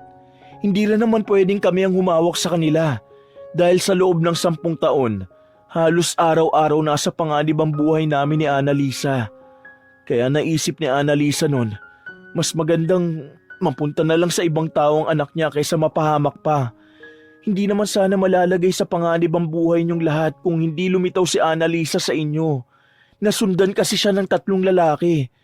Pero wala hindi ko siya natiis. Sobrang miss niya na ang mga anak niya. Kaya nang malaman niya na may sakit ang isa sa kambal, nagmakaawa siya sa akin na tulungan ko siya ulit. Napasandal na lamang si Eric sa dalang sasakyan. Rigor, anong gagawin natin ngayon? Malalaking tao ang nasa likod ng lahat ng gulong ito. Nababahalang wika ni Clarmin. Akong bahala sa inyo. Tutulungan ko kayo makapagtago. Marami akong alam na ligtas na lugar para sa inyong pamilya. Kailangan nyo lang ako sundin sa mga instructions ko sa inyo. Dahil alam na nila na ang 2 batang yan ang anak ni Annalisa at Gustavo. Hindi sila matatahimik hanggat hindi nila nabubura sa mundo ang kambal. Mas magiging marahas sila kaya wala na kayong dahilan para manatili pa sa bahay na yon. Tungkol naman sa lupain nyo, pati na rin sa 2 nyong kaibigan, huwag kayong mag-alala. Mag-a-assign ako ng tao para bantayan sila. Kahit wala na si Don Felix, nasa akin pa rin naman ang command sa mga tao niya. At sanggandikit ko rin naman ang abogado ng Don. Walang makukuhang yaman si Gustavo kahit lumuha pa siya ng dugo. Pero kung magtatagumpay siya sa binabalak niya, pwede niyang makuha ang gusto niya. Kaya gawin natin ang lahat para maingatan ng 2 bata. Eric, ano bang pwedeng gawin natin kay Gustavo para tumigil na siya sa kasamaan niya? Tanong ni Clarmin. May alam akong paraan para makulong na ng tuluyan ng taong yon. Akong bahala. Wika ni Eric. Matapos ang usapan nila, bumalik na rin sila sa sasakyan. Bumiyahe sila patungo sa isang rest house na ayon kay Eric, siya lang at si Annalisa ang nakakaalam ng lugar na yon. Dito kami tumira ni Annalisa ng halos 10 taon. Pero ngayon, mag-isa ako rito. Hinahanap ko siya kung saan na ba siya napadpad. Pero habang wala pa siya, dumito na muna kayo. Magiging masaya siya kapag naabutan niya ang mga bata rito. Sabi ni Eric nang makapasok na rin sila sa sala. Malaki ang bahay. Sobrang layo nito sa nakasanayang tirahan nila Clarmin. Brad, okay lang ba na wag na muna natin pag-usapan ang tungkol sa mga bata? Hindi pa kasi namin sinasabi sa kambalan tungkol sa nanay nila Pabulong na sabi ni Rigor sa lalaking si Eric. Ganun ba? Sige, tatandaan ko yan. Sa ngayon, magpahinga na muna kayo. Meron lang akong kukontakin na tao para magbanman sa lugar nyo. At susubukan ko na rin makakuha ng update kung ano na ba nangyari kay Annalisa. Eric, pasensya ka na kanina kung pinagdudahan ka namin ha. Nahihirapan kasi kaming magtiwala sa kung sino lang. Wika naman ni Clarmin. Ayos lang, naiintindihan ko rin naman Kahit naman sino magdududa kapag biglang may lumapit sa inyong gustong tumulong. Pero sinisiguro ko sa inyo, hindi ako kaaway. Ginagawa ko lang kung anong habilin sa akin ni Don Felix. Tumango na lamang ito sa kanila. Nagyakapan na lamang ang dalawa. Naiiyak na lamang si Clarmin. Hindi kasi niya inaakalang aabot sa ganong kalala ang kanilang sitwasyon. Pero kahit na ganon pa man, kahit kailan ay hindi naman nagsisi ang dalawa. Para sa kanila, ang pagdating ng 2 bata sa kanilang buhay ay isang biyaya. kahit panalagay sa alanganin ang kanilang buhay. Nakaramdam ng kapayapaan ang mag-anak, kaya nung mga sandaling yon, nakaidlip na rin sila. Naunang magising si Carmen, pero wala pa rin ang lalaking si Eric sa sala. Nilibot na lang niya ang bahay hanggang sa makita na niya ang silid ng babaeng si Annalisa. Nakabukas ng bahagya ang pinto, kaya akala niya ay may tao roon. Pagsilip niya, wala siyang nakitang tao. Sa kuryosidad, naisipan niyang pumasok sa loob. Nakita niya roon ang ilang larawan ng 2 bata noong ang mga yon ay kakasilang pa lamang. Bumuntong hininga ang babaeng si Carmen. Nakaramdam siya ng awa para kay Annalisa. Naisip niya kasi kung ano ang paghihirap na dinanas ni Annalisa para lamang mailigtas ang 2 bata. Annalisa, huwag ka mag-alala. Magiging maayos din ang lahat. Bulong na labang niya sa kanyang sarili. Matapos yon, lumabas na rin siya para pumunta ng kusina. Naabutan niyang may mga laman naman ng ref kaya nag-isip na lang siya ng maaari niyang lutuin doon. Dakong 7:00 na ng umaga, nagising na ang 2 bata at si Rigor. Kararating lang din ni Eric nung mga sandaling yon. Mabuti naman at nagising na kayo. Sakto kararating lang ni Eric. Sabay-sabay na tayong kumain. Masayang sabi ni Carmen sa kanila. Pero bago sila kumain, kinausap muna sila ni Eric. Rigor, Carmen, bumalik ako sa lugar niyo kagabi. Nakausap ko yung isa mong kaibigan. Nasa ligtas sa kalagayan lang sila. Wala namang pumunta sa bahay nila. Pero ang sabi nila, nung napoy, hinalughog daw ang bahay niyo. Kasama na raw ng mga lalaking yun si Gustavo. Galit na galit. Mabuti na lang at nakaalis kayo agad. Kasi kung hindi, baka hindi na kayo sinikatan ng araw ngayon. Wika ni Eric. Nakahinga naman ng maluwag ang mag-asawa. May naisip akong ibang paraan. Meron akong kakilala. May sarili siyang unit ng mga bus. Susubukan kong kausapin siya para madala na kayo sa Maynila. Ganun ba talaga ka-impluwensya si Gustavo? Para lahat ng terminal o kahit airport kaya niyang imanipula? Tanong naman ni Rigor. Kahit wala pang mana ni Don Felix kay Gustavo, bilyonaryo na siya. Kaya isang lagay niya lang ng pera sa mga makakausap niya, kayang-kaya niya na makontrol yon. Isang malalim na paghinga ang ginawa ng lalaki. Kumain na muna siguro tayo. Mamaya, kukontakin ko na yung kakilala ko. Si Annalisa, wala pa rin bang balita sa kanya? Tanong ni Carmen. Hindi na sumagot pa ang lalaki. Nagkibit balikat na lamang ito sa kanya. Mukhang wala pa rin talagang balita tungkol sa ina ng mga bata. Bagay na kinababahala rin ni Carmen. Sabay-sabay silang kumain ng mga sandaling yon. Makalipas ang ilang oras, nakatulog na naman sa hapon ang 2 bata. Muli silang kinausap ni Eric tungkol sa kanilang magiging pag-alis. Ayon dito, pumayag na ang kakilala nito. Pero kailangang sa gabi nila yun isagawa. Kahit na papaano, nakakita ng pag-asa ang babaeng si Carmen. Sabik na siyang makapamuhay na muli ng tahimik.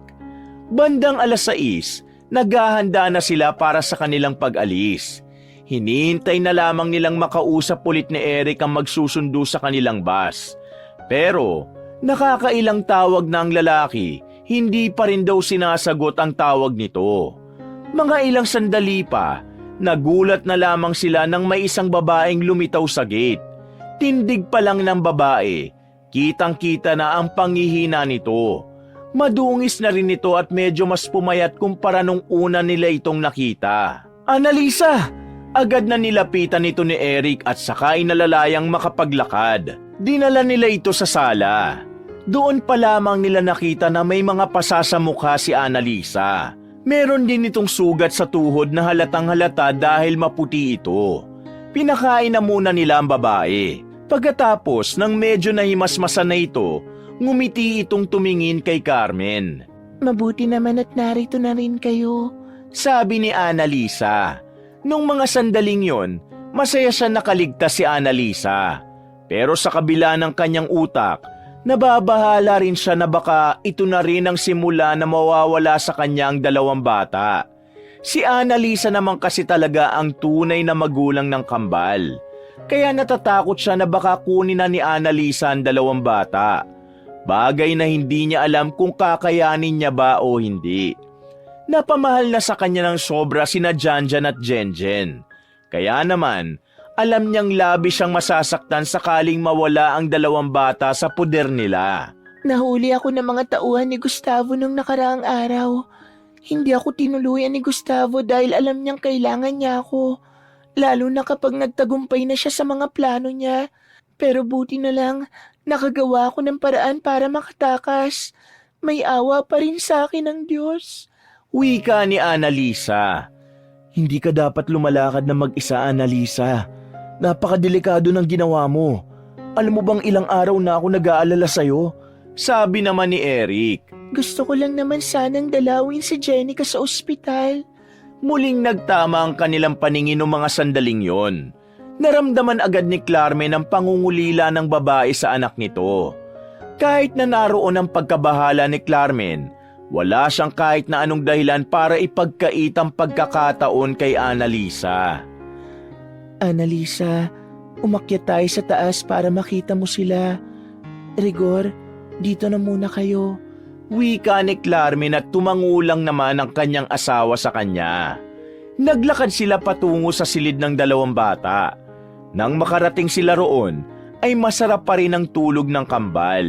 Alam nilang hindi kami ang tunay na magulang nila, pero hindi nila alam na ang tunay nilang mga magulang ay buhay pa. Wala silang alam kung sino. Wala rin naman kasi kaming masabi. Nitong nakaraan ka lang naman lumitaw. At dahil sa mga nangyari, hindi namin alam kung papaano ipaliliwanag sa kanila na ang ina at ama nila ay magkaaway. Saad ni Carmen. Huminga na muna ng malalim si Annalisa. Bakas na bakas sa mukha nito ang pagiging pagod at panghihina. Pero habang nakatingin ito sa mga bata, nakikita ni Carmen kung gaano ito kasaya.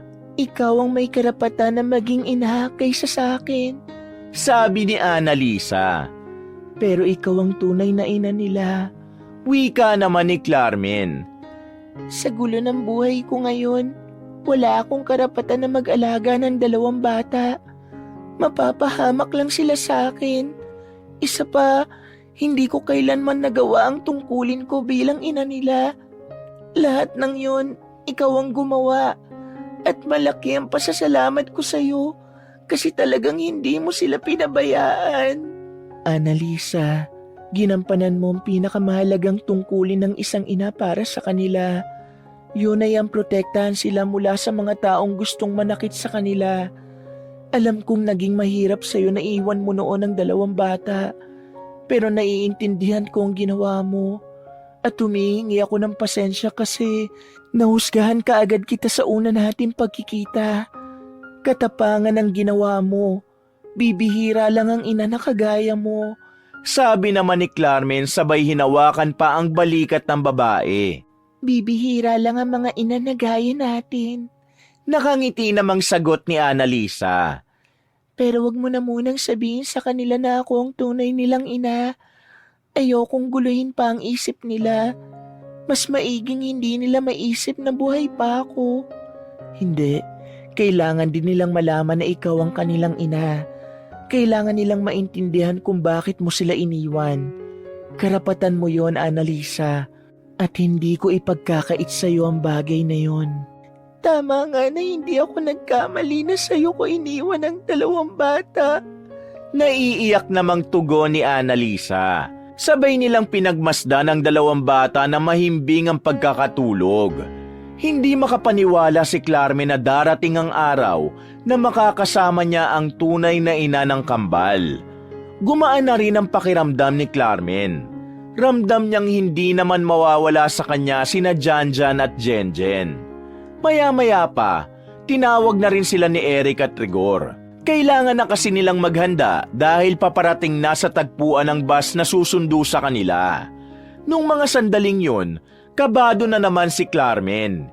Hindi niya kasi sigurado kung saan hahantong ang kanilang gagawin. Pinasakay na sila sa sasakyan. Magkakasama na sila sa iisang sasakyan at agad nang bumiyahe. Habang papunta na sila sa lugar ng tagpuan, napansin ni Eric na merong sumusunod sa kanila. Agad namang binilisan ni Eric ang pagpapatakbo ng sasakyan. Rigor, marunong ka bang humawak ng baril? Tanong ni Eric. Nakahawak na ako ng baril, pero hindi pa ako nakakapagpaputok. Wika ni Rigor. Kunin mo ang baril ko. Sa oras na magpaputok sila, kailangan na rin natin pumalag. Annalisa, Clarmen, iyuko nyo lang ang mga ulo nyo. Kayo na ang bahala sa 2 bata. Tumango naman ang 2 babae sa sinabi ni Eric. Mga ilang sandali lang, napansin na lang din nilang mabilis na rin ang pagsunod sa kanila ng isang sasakyan. Mahigpit lamang ang yakap ni Clarmen sa 2 bata, habang si Annalisa naman ay nakayakap din sa kanya. Hindi nga nagtagal, biglang nagpaputok ang nasa likuran nila. Agad na nabasag ang salamin sa likuran. Lakas loob namang dumungaw si Rigor para gumanti rin ang pagputok. Pero dahil hindi naman talaga ito gumagamit ng baril, hindi niya agad yun natamaan. Pero hindi ito sumuko. Sunod-sunod uli itong nagpaputok hanggang sa dumistansya ng bahagya ang mga yon. Nagkaroon naman ng pagkakataong makaharurot si Rigor. Mga tauhan ni Gustavo yan. Hindi ko alam kung paano nila tayo nasundan. Pero mahalaga ngayon, kailangan natin silang maiwanan. Hindi tayo pwedeng tumuloy sa tagpuan. Masusundan lang nila ang bus. Nag-aalala namang wika ni Eric. Eric, meron ka pa bang bala dyan? Baka maubos na to. Sabi naman ni Rigor. Nandito, kunin mo. Nung mga sandaling yon, buong akala nila ay tuluyan na nilang naiwanan ng mga humahabol sa kanila. Pero nagkamali sila. Dahil hindi pa lumilipas ng 10 minuto, muli na naman nilang nakita sa likuran ng sasakyang humahabol sa kanila. Sa pagkakataong yon, mas mabilis na ang kanilang takbo. At kahit malayo pa ang mga yon, nagpapaputok na agad ng baril. Hindi makadungaw si Rigor sa puntong ito. Kapag sinubukan niya, ay maaari siyang tamaan. Kaya ang ginawa ni Eric, lumiko sila sa kaliwang kanto. Pumasok na sila sa liblib na lugar. Wala nang pakialam si Eric kung saan sila mapadpad. Nang makalayo-layo, tuluyan na nga nilang naiwanan ng mga armadong lalaki. Saka lamang nakahinga ng maluwag si Clarmen. Habang ang mga bata naman, naiiyak na lang din sa nangyayari. Mukhang mahihirapan talaga tayong makarating sa tagpuan. Ilang minuto na lang. Hindi na tayo aabot, aalis na ang bus. Puisit! Dismayadong wika ni Eric. Bumalik na lang muna tayo sa atin. Delikado tayo sa labas sa ganitong oras. Wika naman ni Annalisa. Pwede bang pasikatin na lang muna natin ang araw para naman hindi mahirap ang pagbalik natin sa bahay ninyo? Nag-aalala ako, baka maaksidente naman tayo sa sinasakyan natin. Sabat naman ni Clarmen. Tama si Clarmen. Dumito na muna tayo. Pagsang-ayon naman ng asawang si Rigor. Sumang-ayon na lang din si Eric at Annalisa. Parehong alam ng dalawa na mas maganda nang ang hintayin na lang nilang sumikat ang araw. Sa liblib na parting yun ng gubat, umupo na lamang sa labas ang 4. Nag-uusap-usap sila sa mahinang boses. Laman ang kanilang usapan kung gaano kasama si Gustavo. Kahit narinig na rin ni Clarmen ang ilan sa mga yon, hanggang sa puntong ito ay hindi pa rin siya makapaniwalang totoo palang may mga kagaya ni Gustavo. Akala ko nung una mahal talaga ako ni Gustavo. Pero nung gabing yun, wala lang pala talaga siyang magawa nung may mangyari sa amin. Nabuntis niya ako, pero kahit kailan, wala siyang balak tanggapin ang dalawa. Masamang tao si Gustavo. Sobrang sama. Siya rin ang nagpapatay sa tatay niya. Oo, kayang-kaya niyang gawin yun kahit nakadugo pa niya. Sabi ni Annalisa na mababakas ang galit sa tinig. Sa lugar na yun na nga sila inabutan ng umaga. Hindi na sila nagsayang ng oras kaya bumiyahe na rin sila kagad. Kampante silang walang mangyayaring masama noong umagang yon. Pero iba ang kanilang dinatnan. Pagdating nila sa kanilang bahay, hindi nila inaasahang naroon ang mga armadong lalaki. Hinihintay lang pala sila ng mga yon. Aalis pa sana sila pero huli na ang lahat. Natutukan na sila ng baril ng mga lalaking nakamanman lang din pala sa kanila. Puwersahan silang ipinasok sa loob. Wala silang magawa dahil nakatutok ang naghahaba ang baril ng mga yon. Pagpasok nila ng sala, bumungad sa kanila ang lalaking si Gustavo. Nakadekwatro pa ang lalaking yon. Bravo, bravo, bravo. Sinasabi ko na nga ba't babalik din kayo sa lungga ninyong ito. At tignan mo nga naman, yung batang hampas lupa na nakaapak ng sapatos ko sa harapan ng simbahan, yun pala ang isa sa anak ko. What a small world. Now, let's talk, Annalisa. Kayo, mamaya na kayo. Wika ni Gustavo nang paupuin na si Annalisa at Eric sa harapan nito. Habang sina Rigor at Carmen naman, pati ang dalawang bata, hawak-hawak lang ng mga lalaki sa likuran. Walang hiya ka talaga kahit na kailan, Gustavo. Tagos sa butong ka walang hiya at kasamaan mo. Wika ni Eric. Nagalit si Gustavo. Nilapitan nito ang lalaki at saka sinampal ng malakas. Manahimik ka! Hindi kita kinakausap. At isa pa, hindi ka parte ng pamilya. Usapang magkadugo ito. Alalay ka lang ni Papa na matagal ng patay. Pinagtuunan ng lalaking si Gustavo si Annalisa. Tumingin ito ng nakakaloko. Parang tingin pa lamang nito ay punong-puno na ng pangiinsulto. Gustavo, huwag mo nang idamay ang mga bata rito. Ibibigay namin ang lahat ng gusto mo. Basta huwag mo lang silang sasaktan. Pakiusap ni Annalisa. Annalisa naman, alam mo naman na habang buhay ang dalawang tiyanak na yan, hinding-hindi mapupunta sa akin ang lahat ng yaman ni Papa. Kung bakit ba kasi dyan pa pinamana ang lahat, mga anak lang naman sa pagkabagot ang mga yan eh. Hindi po totoo ang sinasabi nyo. Anak po kami na masisipag at mababait na magulang. Sumabat ang batang si Janjan. Bagay na kinainis naman ni Gustavo. Lumapit to sa bata at hinawakan na mahigpit ang bibig. Hoy, John Dave, para sabihin ko sa'yo, ako ang ama mo. At yung babaeng mapayat na nakaupo sa sofa, yan ang iyong ina. Kaming dalawa ang tunay niyong magulang ni Jenica.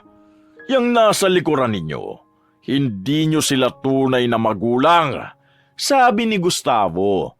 Nagsimula namang maiyak ang batang si Janjan. Sabi sa amin ni Mama Carmen dati na hindi naman talaga sila ang mama at papa namin. Kung kayo nga magulang namin, hindi po ako papayag na maging magulang ka. Siya lang ang pwede kasi sabi ni Mama at Papa, mabuti siyang babae. Sabi pa ni Janjan at tinuro pa ang babaeng si Annalisa. Hindi naman naiwasan ni Annalisa ang mapaiyak. Tumakbo ang babae at saka humarang kay Janjan. Please Gustavo, wag na sila. Ako na lang. Ibibigay ko ang lahat ng kailangan mo kung yaman lang naman ang kailangan mo. Masayaan mo na lang kaming mabuhay ng mapayapa. Dagdag pa ni Annalisa. Annalisa. Alam natin pareho na kailangang mawala ang dalawang yan para makuha ko kung ano ang akin. Huwag na tayong maglukuhan dito. Kaya't sa ayaw at... Hindi. Makukuha mo ang yaman kahit na hindi mo sila saktan. Pwede naming isali lang lahat ng yun sa pangalan mo. Kahit na ngayon, ipapatawag ko ang abogado. Ipapaayos ko lahat. Kaya pakiusap, huwag mo na lang silang sasaktan. Dagdag pa ng babae. Kapag ginawa mo yan, mas lalo lang yung mag-aasik ng kasamaan niya. Hindi ka pa ba nadala? Traidor ang taong yan. Kapag binigay mo na ang gusto niya, hindi ka makakasiguro na ligtas na kayo. Papatayin niya pa rin kayo, Annalisa. Kaya pinutol na ni Annalisa ang sinasabi ni Eric. Wala nang ibang paraan. Kesa naman saktan niya ngayon ang dalawang bata. Baka mas mabaliw ako noon. Gustavo, mangako ka sa akin. Kapag nailipat na namin sa pangalan mong lahat ng kayamanan na pinamana ni Don Felix, mangako kang lulubayan mo na kaming mag-iina. Okay, sige. Madali naman akong kausap. Ako si Gustavo na nangangako na hindi na kayo guguluhin kapag napasa kamay ko na ang kayamanan na matagal ko nang gustong makuha. Tumawa pa ng malakas ang lalaking si Gustavo. Bigla itong sumeryoso at muling lumapit kay Annalisa. Tatawagan ko na ang abogado ngayon. Papupuntahin ko siya rito para dalhin ang lahat ng dokumentong iniwan ni Don Felix. Nanginginig ang tinig na wika ni Annalisa. Yan ang gusto ko sa'yo, Annalisa. Masunurin. Palagi mong iniisip ang kapayapaan kaysa masaktan. Oh, bigyan niyo nga to ng cellphone. Ayoko nang babagal-bagal, ha? Mga ilang sandali lang ay kinontak na nga ni Annalisa ang abogado di umano ni Don Felix. In 30 minutes, nandito na si attorney. Kailangan lang niyang i-verify ang mga document. Wika ng babae. Mabuti naman kung ganon. Sige, maghihintay ako. Nanahimik bigla ang buong sala. Kinakabahan si Carmen sa pwedeng mangyari. Sa nakikita kasi niya sa lalaking si Gustavo, ramdam ni Carmen na ito ang tipo ng tao na hindi gagawa ng mabuti o yung hindi tumutupad sa usapan. Kaya naman ipinagdadasal na lamang ni Carmen na sana walang mangyaring masama pagkatapos ng usapang yon. Makalipas ang kalahating oras, wala pa ring abogadong dumadating. Banas na ang lalaking si Gustavo. Kinuha na nito ang baril at saka tinutukan si Annalisa. Ayoko sa lahat ng ginagago ako. Tinawagan mo ba talaga ang abogado o hindi? Tanong nito kay Annalisa. Tinawagan ko. Bakit ba hindi ka makapaghintay? Parating na rin naman yun. Buwelta naman ni Annalisa. Maya-maya pa, nagulat na lamang sila Gustavo nang biglang may magdatingan na pulis sa labas. Agad na nagpaputok ang mga tauhan ni Gustavo. Mabilis namang hinila ni Eric si Annalisa patungo sa likuran ng sofa. Habang sila Eric naman ay mabilis na nakatakbo patungo sa ilalim ng hagdanan. Nagkapalitan ng putok ang mga pulis at mga tauhan ni Gustavo. Walang nagawa ang mga tauhan ni Gustavo kundi ang samahan ng kanilang pinuno na makaalis. Nagsitaka sila Gustavo at dumaan pa mga yon sa gilid ng bahay. Nakasakay ng sasakyan at nakipagputukan pa bago umalis. Nung mga sandaling yon, kabadong-kabado si Carmen. Pero nagpapasalamat na lamang siya na dumating ang mga pulis. Hindi pala abogado ang tinawagan nito kundi ang mga otoridad. Huwag kayong mag-alala. Lahat ng pulis na ito ay katiwala rin ni Don Felix nung nabubuhay pa siya. Wika ni Eric sa kanila. Parang nabunutan ng tinik sina Carmen nung mga sandaling yon. Buong akala niya ay yun na ang katapusan nilang lahat. Napayakap na lamang ang dalawang bata sa kanila. Eric, hindi na talaga tayo ligtas dito. Kailangan na nating lumipat ng ibang matutuluyan. Wika ni Annalisa. Matapos ang insidenteng yun ay nagbigay sila ng salaysay sa mga pulis. May ilang mga pulis ang nagpaiwan sa bahay para magbantay. Pero dakong hapon, naisipan nilang tuluyan ang lisanin ng lugar. Meron pang isang alam si Eric na maaari nilang pagtaguan. Yun ay walang iba kundi ang bahay na nabili ni Don Felix noon, na tanging si Eric at ang Don lamang ang nakakaalam. Dakong 7:00 ng gabi, nakarating na rin sila roon. Ang bahay na yon ay nakatirik sa gitna ng parang kagubatan. Para itong resort na tanging mga kasambahay lang ang naroon. Sa bagong bahay ng kanilang kinalalagyan, kahit na papaano'y nawala na rin ang kaba ni Carmen.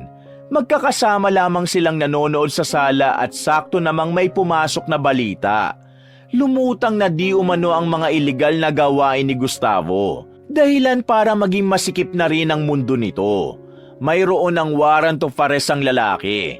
Kaya anumang oras, maaari na ring mahuli yun. Napapailing na lamang si Annalisa noong mga sandaling yon. Ngayong may warrant of arrest na sa kanya, ibig ba nitong sabihin, mauhuli na siya kaagad? Tanong ni Carmen. Hindi tayo pwedeng maging kampante. Kilala ko si Gustavo. Mautak siya. Tuso. Hindi siya papayag na ganun-ganun na lang ang mangyayari sa buhay niya. Kaya dapat maging alerto pa rin tayo. Hanggat wala siya sa kulungan, wala tayong dahilan para magdiwang. Wika ni Eric. Sabihin mo lang kung anong may tutulong ko, pare. Lahat gagawin ko para sa dalawang bata. Sabi naman ni Rigor. Nung mga sandaling yon, nakapagpahinga naman sila ng matiwasay. Kinabukasan ng umaga, wala sa bahay si Eric. Ang sabi ni Annalisa ay meron daw itong pinuntahan. Paglabas nila ng silid, nakahanda na agad ang mga pagkain na hinain ng mga kasambahay. Sabay-sabay silang nag-umagahan. Habang kumakain, kinausap ni Janjan at Jenjen ang babaeng si Annalisa. Totoo po bang kayo ang mama namin? Tanong ni Jenjen. Ang sabi ni Mama Clarmin, may totoo kaming mama. Ikaw po ba yun? Tanong din naman ni Janjan. Tumingin si Annalisa sa mag-asawa. Tumangulang si Clarmen at Rigor. Oo, ako nga ang mama ninyo. Kung ikaw ang mama namin, bakit hindi po namin kayo kasama lagi? Bakit po si Mama Clarmin ang kilala naming mama? Dagdag pa ni Janjan. Alam nyo kasi, masyadong komplikado. Hindi ko alam kung maiintindihan ninyo. Pero nangyari ang lahat ng ito kasi gusto ko lang kayong ilayo sa kasamaan.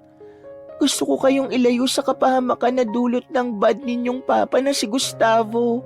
Hindi po kami galit sa'yo. Galit lang po kami dun sa masamang lalaki. Wika pa ni Jenjen. Masaya po kami kasi nalaman na namin kung sino ang tunay naming mama. Pero kailangan pa po namin kayong makilala. Pero masaya pa rin po kami kasi dalawa na po ang mama namin. Nagpakita pa ng malapad ng ngiti si Janjan. Maging si Clarmen ay naiyak na lang din. Hindi kasi inaasahan ni Clarmen na magiging ganon ang kaisipan ng dalawang bata.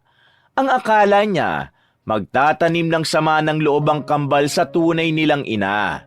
Maluwag na ang kanyang kalooban nang malaman na tanggap ng magkapatid si Annalisa. Tumayo ang babaeng si Annalisa at niyakap ang dalawang bata. Napangiti na lamang si Clarmen at si Rigor. Masaya ang dalawa dahil nakikita nilang masaya rin naman ang kanilang anak. Pero ang kasiyahan na yun ay mabubura sa pagsapit ng gabi. Bandang 7:00 ng gabi, kampanting nanonood ng palabas ang mag-iina sa sala nang biglang marinig nila ang putok ng baril. Mabilis ang mga pangyayari. Nakita na lamang nila si Gustavo na papasok na ng bahay. Doon kayo sa loob ng kwarto. Bilis! Pasigaw niyang sabi kay Annalisa. Agad namang dinala ni Annalisa ang dalawang bata sa silid. Habang si Clarmen naman nakakagaling lang ng banyo, nabigla nang nasa loob na ng sala si Gustavo. Nakatutok ang baril nito sa kanyang asawa. Anong akala nyo sa akin? Tanga? Akala nyo hindi ko alam ang bahay na ito? Nang mamatay ang papa, lagi ako nagpupunta rito para hanapin ang mga papeles ng yaman niya. Dito lang pala kayo nagtatago, no? Ang tanga-tanga talaga ni Eric kahit kailan. Wala siyang ideya na alam ko ito. Sabi ni Gustavo. Pag-usapan natin ito ng maayos, Gustavo. Huwag mo ituloy yan. Sabi ni Rigor. Si Clarmen naman ay tila nanigas na lang sa gilid dahil sa sobrang kaba. Pag-usapan? Close ba tayo? Sino ka ba? Hindi kita kilala, kaya huwag kang epal. Papatayin kita ngayon kasi ikaw ang masyadong mapapel. Peking ama ka lang! Nilakasan na lamang ni Rigor ang kanyang loob. Sinubukan niyang makipag-agawa ng baril sa lalaki. Nagpambuno silang dalawa hanggang sa tuluyan ng mabitawan ni Gustavo ang baril. Mano-manong suntukan na lamang sila. Kamao sa kamao. Pero dahil sadyang malaking tao si Gustavo, naging mahirap para kay Rigor na makipagsabayan. Makailang beses na rin siyang tinamaan sa muka. Duguan na ang nguso ni Rigor. Rigor! Lakas ng loob mong labanan ako. Kutong lupa ka lang. Muling pinagsusuntok ni Gustavo si Rigor. Nakakaramdam na ng pagkahilo ang lalaking si Rigor, pero pinipilit pa rin itong makabangon. Wala itong pakialam kahit gaano pa karami ang mata mo nitong sugat. Ano ha? Matapang ka, di ba? Ano? Tumayo ka dyan! Hindi kita hayaang saktan ng mga mahal ko sa buhay. Masama kang tao. Hindi ka magtatagumpay. Hinawakan ni Rigor ang binti ni Gustavo para hindi ito makalapit sa baril. Bitiwan mo kung linti ka. Tatapusin kita ngayon dahil masyado kang pakialamero. Pero dahil sa higpit ng pagkakahawak ni Rigor, ay hindi naman makaabante ang lalaki. Nainis si Gustavo. Muli nitong pinagsisipa si Rigor sa mukha hanggang sa tuluyan na nga itong makabitiw. Pinahirapan mo pa akong siraulo ka? Tignan natin ngayon ang angas mo! Kinuha ni Gustavo ang barel at itinutok ito kay Rigor. Pakiusap, wag! Wag mong patayin ang asawa ko! Nakikiusap ako sa'yo! Gagawin kong lahat, wag mo lang siyang patayin!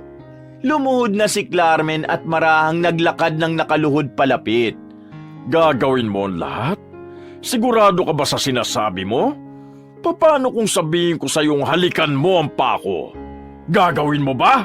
Natatawang sabi ni Gustavo. Lahat gagawin ko! Carmen, wag! Wag mo ibaba ang pagkatao mo para sa isang walang kwentang taong to! Sagot pa ni Rigor. Nairita na naman si Gustavo sa kanya kaya bigla na lang siya nitong sinipa ulit. Ang ingay mo! Manahimik ka na lang! Gagawin ko ang gusto mo, Gustavo. Basta wag mo lang siya sasaktan. Wag mo lang sasaktan ang mga taong mahalaga sa akin. Naiiyak na lamang ding sabi ni Carmen. Ha? Pinagsasabi mo? Nandito nga ako para kunin yung 2 bata. Nasaan na ba mga yon? Tanong ni Gustavo. Nanlilisik ang mga mata nito. Dito lang napansin ni Carmen na para bang wala sa sarili ang lalaki. Wala sila rito. Kasama sila ni Eric. Nakaalis na sila kaninang umaga pa. Sinungaling! Alam kong nandito sila. Ikaw babae ka, ginagago mo rin ako no? Kung patayin ko na kaya itong asawa mo? Wag! Pakiusap! Binilisan na lang ni Carmen ang kanyang paglalakad habang nakaluhod. Lumapit to sa binti ni Gustavo. Akmang hahalikan na sana ni Carmen ang paa nito, pero biglang dumating si Eric. Binaril ni Eric si Gustavo sa kamay, kaya nabitiwan nito ang baril. Pagkatapos, binaril din ito sa balikat ang lalaki kaya agad na itong bumulagta. Mabilis namang kinuha ni Eric ang baril at tinulungang makatayo si Rigor at Carmen. Tapos na ang kalukuhan mo, Gustavo! Sabi ni Eric ng pasigaw. Bakit? Kaya mo ba akong patayin? Hindi. Duwag ka, Eric. Duwag ka! Sino nagsabing tutuluyan kita? Manigas ka! Kailangan mo mabuhay para pagbayaran mo sa kulungan ang lahat ng iligal mong ginagawa at lahat ng kasamaan mo! Hindi nagtagal, dumating na rin ang mga pulis. Agad na dinakip si Gustavo. Galit na galit ang lalaking yon. Pero wala na itong nagawa ng maisakay na ito sa mobil. Nang makaalis na si Gustavo, saka lamang nakalabas ng silid ang 2 bata at si Annalisa. Hindi na makakalaya si Gustavo. Lahat ng mga kakilala niyang pwedeng tumulong sa kanya nahuli na rin. Kaya ngayon, makakahinga na tayo ng maluwag. Wika ni Eric na siyang nagpagaan naman ng kalooban nilang lahat.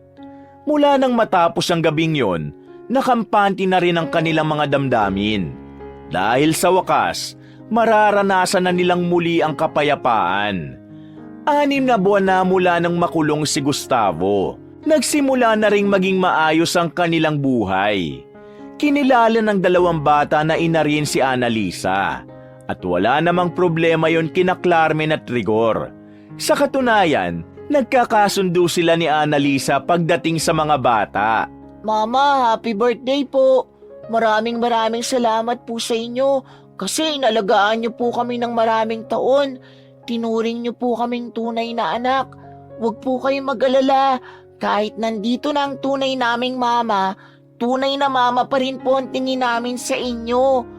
Sabi ni Janjan habang nasa bakuran sila na naghahanda sa kaarawan ni Carmen. Naku, paano naman ako? Hindi ba ako tunay na papa? Tanong naman ni Rigor. Tunay na papa po kayo. Kayo lang ang nag-iisa naming papa. Si Jenjen naman ang nagsalita. Ako, tunay na tito no? Sabat naman ni Napoy. At tunay na tita na maganda. Gatong pa ni Linda. Nagtawa na lamang sila noong mga sandaling yon. Mga ilang sandali pa, nagsimula na rin ang kanilang pagdiriwang. Marami silang inihanda kahit na sila-sila lang naman ang naroon. Para kasi kay Carmen, hindi lang ang kaarawan niya ang dapat nilang ipagdiwang. Dapat din nilang ipagdiwang ang pagkakaroon nila ng kapayapaan at lalong-lalo na ay ang pagkakaligtas ng 2 bata sa kapahamakan. Ang wish ko, sana palagi lang tayong masaya. Sana palagi tayong mapayapa at malusog. Yun lang. Wika ni Clarmen at nagsimula na rin silang kumain.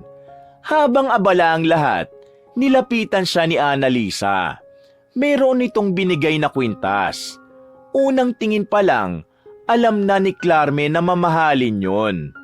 Nako, hindi mo naman kailangan magbigay ng ganito kamahal. Sabi ni Clarmen. Kulang pa yan sa lahat ng kabaitan mo sa 2 bata. Pero, huwag mong isipin na bayad ko yan sa'yo.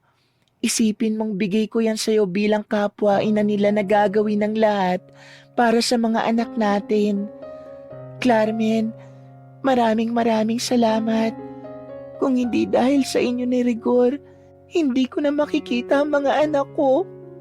Bilang ganti sa ginawa ninyo sa mga anak ko, magpapakabuting ina rin ako sa kanila.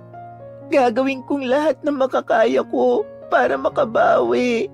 Ay naku, huwag ka na ngang umiyak, Annalisa. Nasisira ang makeup. Alam mo, maraming salamat din sa'yo. Kasi mula nang makilala namin ang 2 bata, naging masigla ang buhay namin.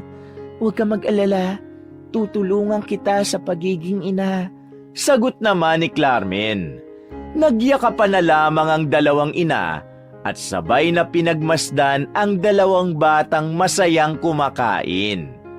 Para kay Clarmen, wala na sigurong ibang mas mahalagang kayamanan kundi ang masayang pamilya. At ang pamilyang yon ay nakikita niya sa tingin at ngiti ng kanyang mga mahal sa buhay. Marami mang nangyari, masaya pa rin si Clarmen. Dahil sa wakas, magkakasama pa rin silang tatahakin ang mga panibagong umaga. Wakas!